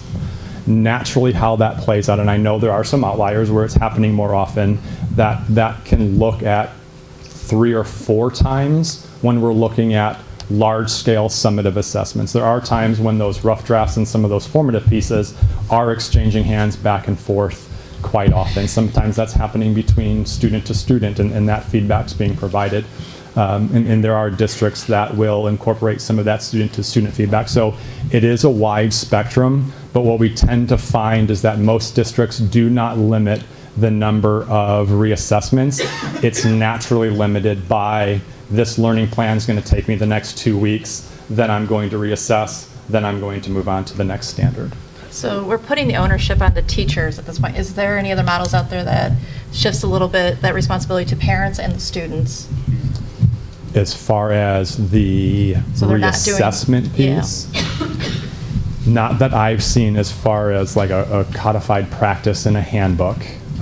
It typically falls under that conferencing with students or conferencing with teachers. It's usually happening within classrooms. Several districts that we've worked with have policies in place where a student is not allowed to take a quote-unquote summative or final assessment until they have had a one-on-one conference with a teacher and they've showed mastery in that concept or in that standard in that small group. And then they have that, they've demonstrated understanding that unlocks or qualifies them for the summative. But most of what we're seeing falls within the teacher to student interactions in the classroom. So maybe going at this a different way. Not all classes have the same number of standards that they teach throughout the course of the year. Those numbers vary, correct? Correct. All right. But you're adding a new portion that's going to include classroom behavior. Correct. So I guess it depends on the class, how many standards are, how much of your grade is going to now be dependent upon the homework that you do and the participation and not turning things in for, there'll be completion dates, you get a grade that you completed it on time. So that, am I thinking correctly that you're building that back into the pie or baking that back into the pie now with this new piece? Correct. It is built back in, and it technically it does weight it a little bit differently. Most of our classes are between 10 to 13 standards, 9 to 13 standards. So one additional, if I'm a 9 standard class versus a 13 standard class, it's slightly different between the two.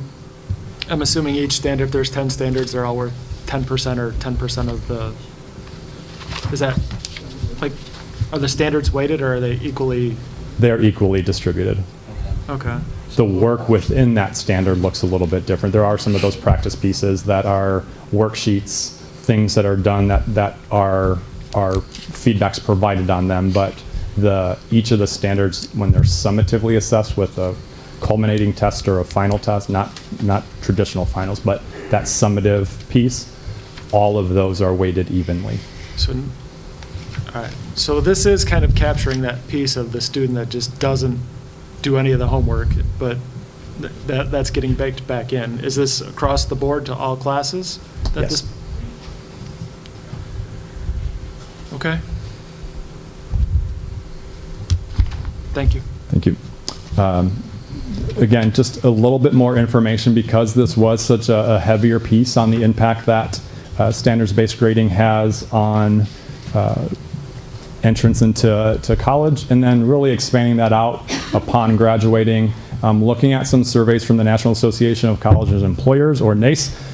NACE is a national organization. It connects roughly 15,000 different employers, professionals, college relations officials, and it tracks what employers are seeking and wanting from college graduates. It seeks what is the most beneficial employability skills or abilities that students have as they enter upon the workforce. And this is to try to capture, again, when we look at our why, the skills that employers are looking for are shifting from what they have been and what they've been driven by in the years past.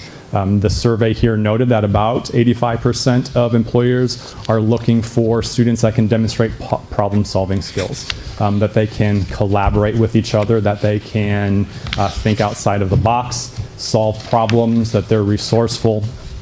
It looked at, and it's not in here, but digging a little bit deeper, they looked at forecasting hiring trends and skills that they are looking for.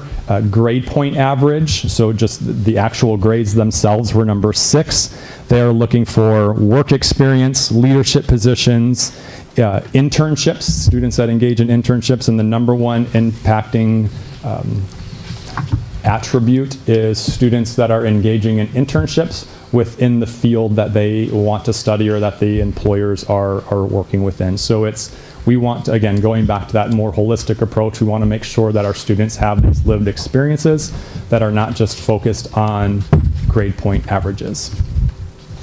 Last but not least, again, as more and more research comes about, one of the leading researchers is Thomas Guskey. One of his studies looked, again, it studied a group of students that went their entire career through a standards-based graded high school and then followed them longitudinally through college and asked if there was any detriment to a standards-based graded high school. And they found that the top 3 items were not related to GPA or toward the grading system itself. Number 1, the hardest thing for our freshmen in college is learning to be away from home and family. Number 2 was getting involved. And number 3 is that time management piece. How we're addressing those here in Kaneland, knowing that this is some of the more recent research, a lot of these pieces are done in conjunction, but not necessarily led with our standards-based grading commitment. A lot of these are done through our social emotional commitments. A lot of them are done through some of the lessons that we've looked at in our planning for our homeroom time together. Recapping a lot of what we've talked about. Number 1, we're just going to continue to work on those practices, dedicating that time to writing, and then that vetting piece. What the vetting looks like is after a lesson or a unit's been instructed, they're going to pull that student work, compare it with their proficiency table to make sure what we originally thought is what aligns to what we're seeing as a proficient work from our students. Continuing those opportunities for feedback. Our 4 commitment meetings throughout the year, increased focus groups, increased surveys, and then our continued professional development on utilizing our tables, on those assessment practices. If we're seeing trends, you're correct in thinking if I'm seeing 30 kids a class period that have to reassess 6-7 times, that tells a different story than if it's 1 student. So when we identify those things of making sure that as an educational service department, we're providing that professional development to either a department, a KLC, an individual teacher, groups of teachers to make sure that they have what they need to manage their time successfully and also make sure that our students are learning their standards. With that being said, any questions, comments that we have not been able to cover? I just had one last quick. Have you considered bringing in an admissions counselor from one of the local colleges, Aurora University, Northern, both very close, to talk about what that looks like when they apply to the college with standards-based grading? We have discussed it, but do not have dates on paper. In outlining internally what our action plans look like, I know Dr. Layden and myself had some of those conversations. We typically, our students typically go to Waubonsie, Illinois State, Northern, and Aurora. So having the ability to have someone come in and speak to that. Did you make any notes in there? Thank you. Let me know. Thank you. Thank you. Thank you. Thanks, Ron. All right, there's no recommendation for that one, so we're going to move right on to approval of additional FTE for kindergarten at John Stewart Elementary School, which is now J8. Yes, thank you. Dr. Atkins, can you please give us an update on the staffing and just how we continue to monitor enrollment trends throughout the summer? Of course. As the board knows, we present the minimum staffing plan in March. We utilize the most recent enrollment numbers we have at that time. For our kindergartners, that comes from the kindergarten roundup, which occurs right prior to the minimum staffing plan. But of course, we're registering kindergartners throughout the spring. I'm very happy to report that we have yet more students joining the Kaneland family at Stewart. And as we looked at how those kids were registering for both half-day kindergarten, the traditional kindergarten program, or the extended day kindergarten, EDK, we have enough students now that we need an additional allotment. We did talk with the principal team about potentially adding, right now, excuse me, let me back up. Right now, John Stewart has 2 EDK and 1 half-day kindergarten section, so 2.5 FTE. Our enrollment bubble has been increasing in the EDK section, so we have 26-to-1 class sizes, which is unacceptable. So we are looking at, we had 2 choices, either add a 3rd FTE, full FTE, to have 3 full sections and keep the half day, or, as is a common practice in the district, fold our half-day kindergarten kiddos into the EDK sections, and if by doing that, we only need an additional 0.5 FTE to have the 3 sections. So we will not have a half-day section at KST this coming year. Instead, 3 full sections, and with board approval, that would see an increase in cost. Remember, 1 FTE is $60,000, so 0.5 is 30. So an additional $30,000 to our allotment for this coming school year, so that we can add that 0.5 FTE at John Stewart, have 3 full EDK sections, fold those half-day kindergarten students into the EDK sections, and we will have a little bit of room to continue adding students. And I just checked my running enrollment document that our buildings update every week, and we actually added another half-day kindergartner today at Stewart. So this is a timely request of the board to add this 0.5 EDK. Is this a existing person adding to their load, or are you going to go find a half-timer? This would be an existing person adding to their load. I think that's a better strategy. Yep. Did you see that it's an increase in extended day? Yeah. It will add an extended day section by folding in the existing half days and adding, so right now we have a 0.5 FTE in half day kindergarten. So one, like an AM section, for example, we're going to move those kids into the full day class and actually have now the full day section. So does that mean additional revenue from, because we pay extra to have, or those who choose to pay extra? The 52 students that are in there for the whole day will pay that additional fee, which offsets some of our costs. But the 18 students that are moving into it do not pay that. They leave at the half day, so they're not getting the other half of the day. I guess I was just wondering of the increase in enrollments, what percentage or how much of that would? I'd have to go back to what the numbers were for the EDK section in March to tell you. It's 6 more kids times whatever the fee is. Yeah. And it's going to be a general ed section. It's not IDEA. No, it would not be a special ed only section. Correct. It would be a standard classroom section, which would have special education students in it up Inclusion, to the yeah, on an inclusion basis, right? Correct. So. Any other comments? Okay.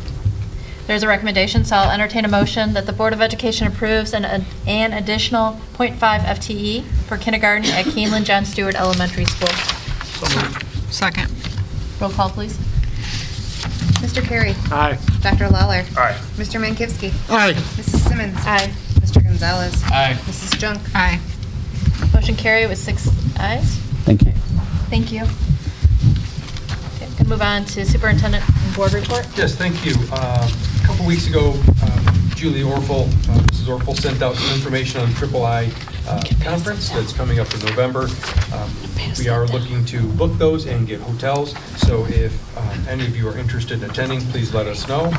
Also want to let you know that summer school ends this week, and that will conclude, try to always schedule, so it ends right before the 4th of July break, because people take vacations and we end up losing attendance anyway. So we schedule the days and the hours to meet the state requirements to end before 4th of July. And then also just a reminder that Harder hosts the Jumpstart, which that information is available on our website, and that is conducted the first week in August. Students come in, they learn how to do lockers, they move around the hallways, they see where they pick up buses, how to go through lunch, those types of things for all students, but especially for students that may struggle with some transitions, allows them the opportunity to come and learn more about Harder Middle School. I'm sure you can't change it at this point, but in the future, would it be wise to not schedule that during dead week? Good point. Yes. Dr. Linden, do we charge for that Jumpstart? Yes.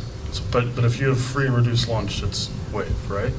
Okay. Yes, for free and reduced lunch students.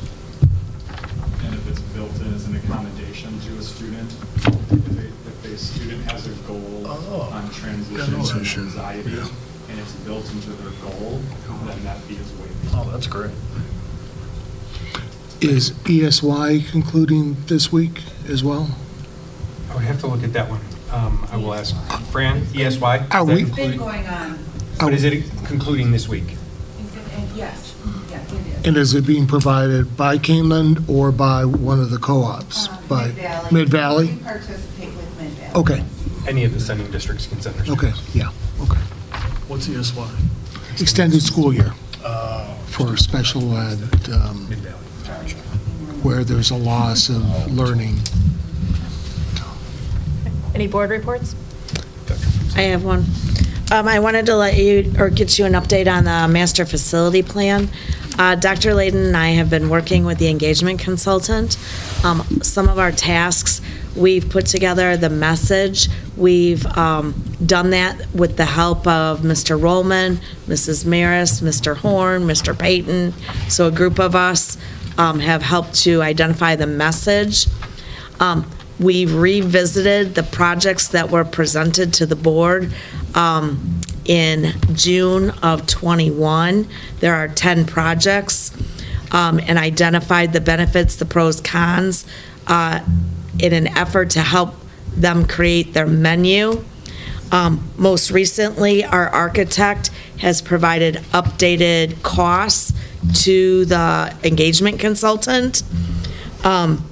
Dr. Layden and I have put together the community team members with their phone numbers and their email addresses. They will be invited to participate in a meeting on the week of July 18th. At that time, board members are welcome to attend as well. We'll get information out as listening. Remember, if there are more than three or more of you in attendance, you should not sit by one another, because you don't want to be seen as doing board business outside of a board meeting, but you're welcome to attend to listen. You'll Okay? send that out? Pardon? Would you send that out, please? Yep, Thank you. absolutely. And then that same week, the week of July 18th, there will be the community phone surveys to seek feedback from community. They'll have an opportunity to prioritize the 10 projects, as well as indicate their support or not for the different funding levels. They've had us put into groups the projects into a low funding level, a medium, and a high. Today, we talked about maybe adding one more level. And so we're working on finalizing those details with the ultimate goal of having a board presentation on August 9th with the results from all of that work and feedback. So we can keep you posted, get dates out to you, things like that. But we are still moving along. It's just time consuming with the other work that's being done throughout the district. In addition to the phone information survey, there will be 2 in-person community group meetings for any community member that wants to attend, and then also a virtual session too. So we're trying to ensure that we're getting through the phone, through virtual and in person, and all of that information will come out with more information on those dates and the times and what the meetings, where we're going to conduct them. They will all be at the high school because that's where a lot of the work is going to be done. So as part of those community meetings, there will likely be some tours to be able to see the facilities and experience it firsthand prior to them, the engagement firm compiling the information. As we talked about, then bringing it back August 9th for a presentation to the board as an update, and then let the board discuss what the next steps might be. Something the board should consider, or at least know, one of our deadlines is August 22nd. If the board is, depending on the results of the survey, if the board is at all considering putting a question on the ballot, we have to have that done by August 22nd. That would require a special board meeting between our August 9th board meeting and the end of the month. But that's getting ahead of ourselves. Let's wait and see what the results say, and then we can have a discussion at that point. So not to throw a funky wrench in, what are we doing, or can we do things to assist families who maybe can't attend the in-person or don't have access to virtual, maybe they don't have access to things, right? So, like during COVID, we would have provided them hotspots and stuff because they didn't have internet at home, that kind of thing. So what are we doing for those kinds of families to make sure their feedback is also being accounted for? If we hear or learn that there are needs, we'll assist those families. Okay. Yeah, because who should they reach out to? When that information comes out, they can either reach out to Dr. Fuchs or myself. Okay. And then we can make sure we connect through IT, through in person, however we need to do it, we can reach out. Okay. I'm just curious, how are we reaching out to Jim and Susie, homemaker, retired couple, to get their feedback on this? What degree did we talk about that? I don't remember, Dr. Fuchs. The only thing I'm thinking of is through a newspaper ad announcing it, and then hopefully word of mouth at that point. We could hang flyers up in various places, such as libraries and community centers. And that's part of the feedback we'll seek from them. Right. Because as the experts in getting as many diverse voices or as many voices in total, they'll be able to give us some of that too. Okay, because I know for the police station in Elburn, I got several mailers about that topic. I don't know if that's something we should consider also. Okay. That might address the other issue as well. Yeah. On that note, the feedback we got from Yeah, that concerns me with trying to go to referendum for anything right now. It's been weighing on me for a long time, ever since we first had the discussion. Yeah. So, again, I think we may need to get creative in selling it to the community, telling them that something we need. It's tough. Yeah. I agree. On a scheduling note, we've said August 9th multiple times. That's a Tuesday. Are It's we? the 8th, I apologize. Okay, I apologize. I've led us astray. People are going to show up here for an August 9th meeting and they'll be by themselves. I've been getting very It is concerned. August It's not 8th. on my calendar. I completely own that misdirection and I apologize. I'm sorry about that. Any board reports? Good. Topics for future agendas?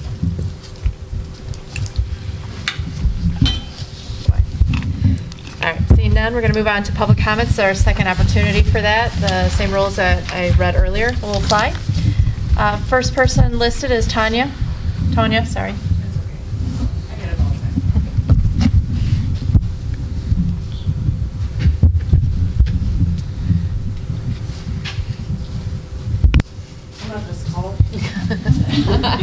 That button right there, you're writing down. There you go.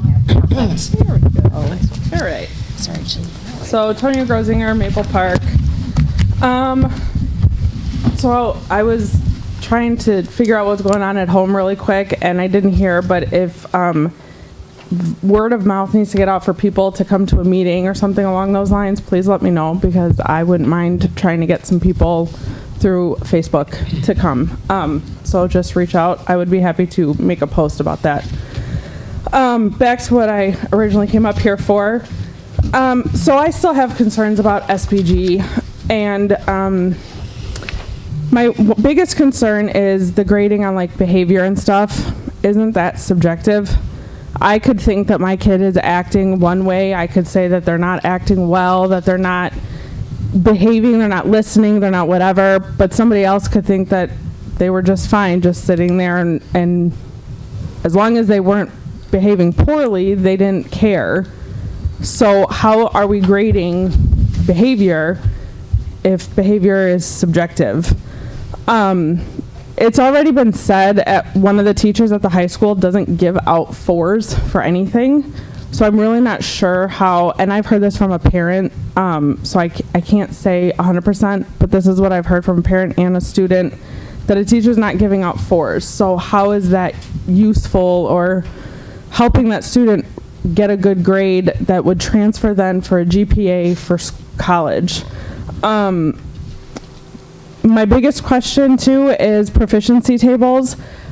How have we implemented SPG without them? It seems like we're just kind of throwing our kids to the wolves here and saying, okay, we're going to see how this goes, and you guys just go do it and, you know, let us know. And yet we still have about a third of our kids that go to college that have to take remedial classes. So now they're paying to go and have to take remedial classes that aren't going towards their degree for anything. My biggest concern with this, 64% said it hurt their chance to get admission to college. That was strongly agree. 17% was agree, and 12.5% was neutral. That's a huge percentage of the people that took this, out of 601 people that took this, that said that they think that SPG is hurting their children's chances into getting into college. One last thing, it says 85% of the problem solving, 85% of employers said that they want their employees to be able to problem solve and do those things well. How can you do that if you're taking a test 14 times, 4 times, 8 times, 6 times? I agree with Mr. Carey that we need to come down 2, 3 times. So, thank you. Thank you. Kristen?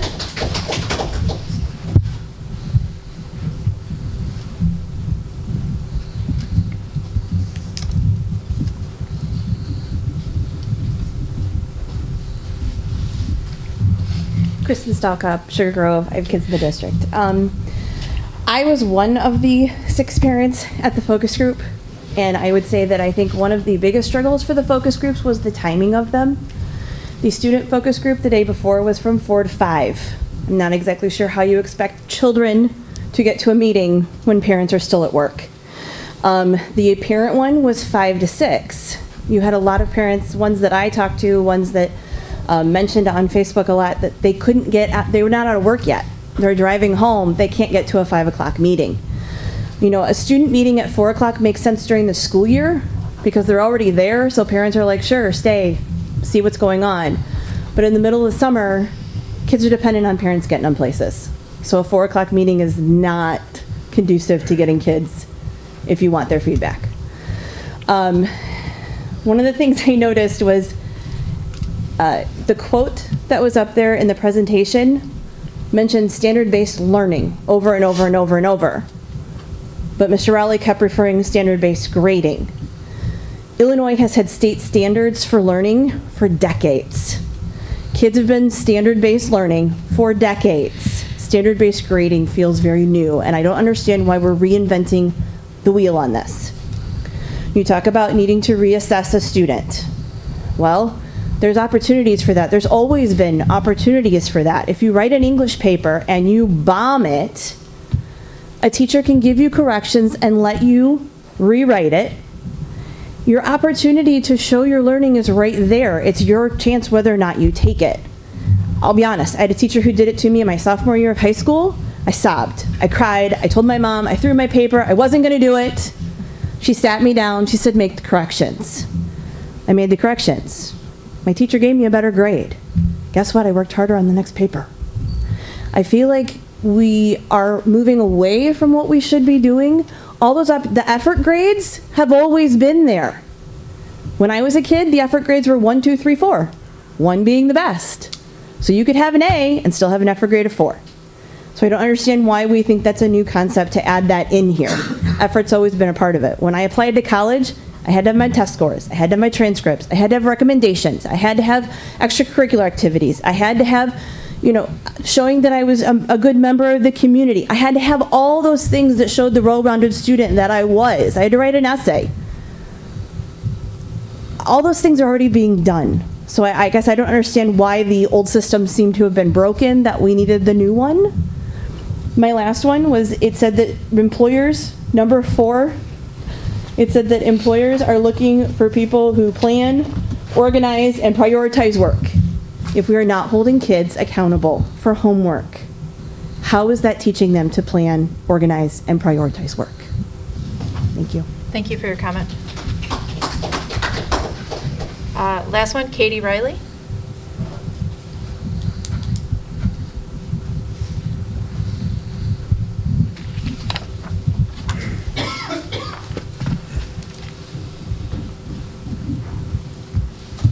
It's way past my bedtime, so if I yawn, I'm really sorry. It's not you, it's me. My name is Katie Riley. I'm a resident of Elburn and also a parent of 2 Kaneland daughters. One is at the high school and one is at Harder. Based on the shirt that I'm wearing, you can also tell that I'm a Kaneland educator. This fall, I'll be starting my 22nd year in Kaneland and 27th year teaching overall, and that is crazy to me. As a veteran educator with many years of experience, I certainly understand that pendulums in education swing.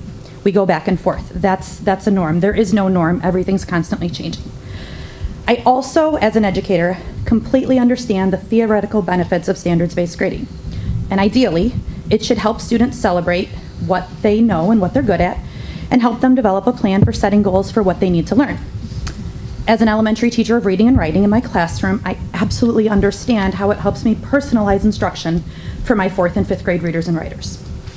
However, that aside, I'm turning the shirt around and putting on mom hat, please.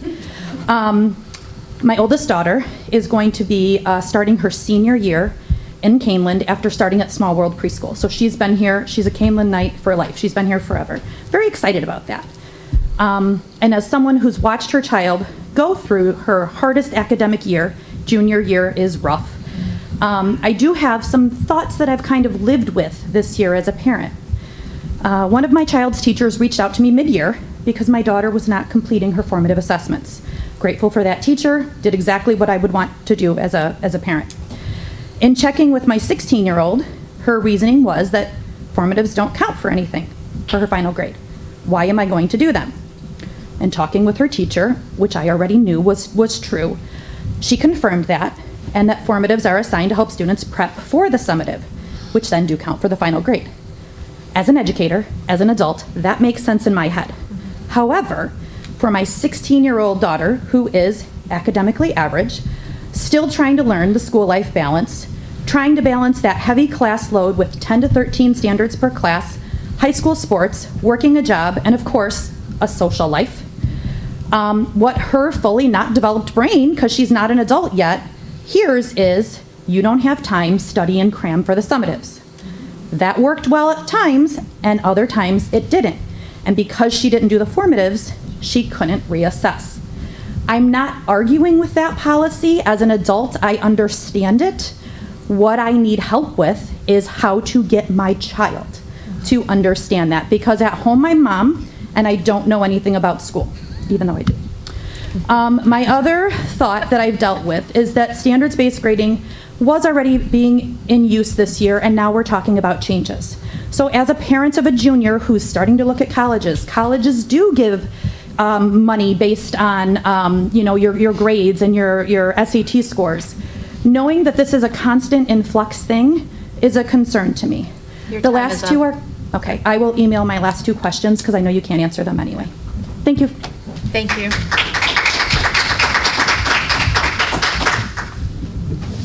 All right. We are now going to move into a closed session. The Board of Education is scheduled for a closed session to discuss under Illinois' Open Meeting Act 2C1 and 2C2. We do not anticipate action to be taken following. We do. Oh, we do anticipate, sorry. I want to go home. Sorry. We do anticipate action. I just want to go there. We do anticipate action to be taken following the closed session. Once the closed session has concluded, we will come back, reopen an open session, and take action at that time. The live stream will be on hold until we reconvene. Yes, we'll stay here. So, all right, so I'll entertain a motion, right? Yes. Okay. Do you have one of the tech guys' phone numbers? Yeah, I talked to them beforehand. Okay. But I have to do this first? Yes. Okay, all right. I'll entertain a motion that the Kaneland Board of Education adjourn to closed session at, 10:34. Second. Roll call, please. Sorry. Mr. Minkowski. Aye. Mrs. Simmons. Aye. Mr. Gonzalez. Aye. Mrs. Junk. Aye. Mr. Carey. Dr. Lawler. Aye. Motion carried.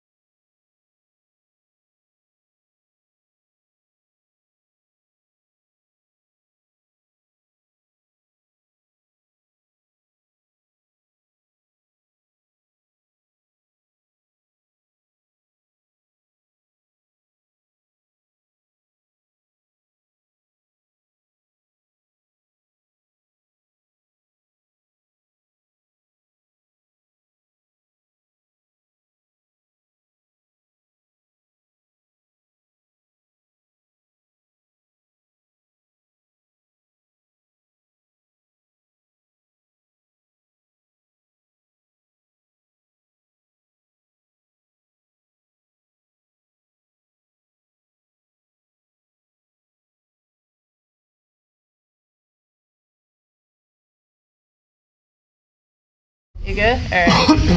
This is the Kaneland School Board meeting. The time is now 11:57, and we are back in open session where the live video stream will continue. Action as a result of the closed session. I'll entertain a motion that the Kaneland Board of Education determines to affirm the recommendation of Dr. Layden based on the findings of Board Policy 2260 and Grievance Matter 2021-2022-13. So moved. Second. Roll call. Mrs. Simmons. Aye. Mr. Gonzalez. Aye. Mrs. Junk. Aye. Mr. Carey. Aye. Dr. Lawler. Aye. Mr. Mankowski. Aye. Motion is carried. 6-0. It is now 11:58, and I will entertain a motion to adjourn. So moved. Second. All those in favor? Aye. Anybody opposed? Okay. Upon voice vote, the motion passed. We stand adjourned.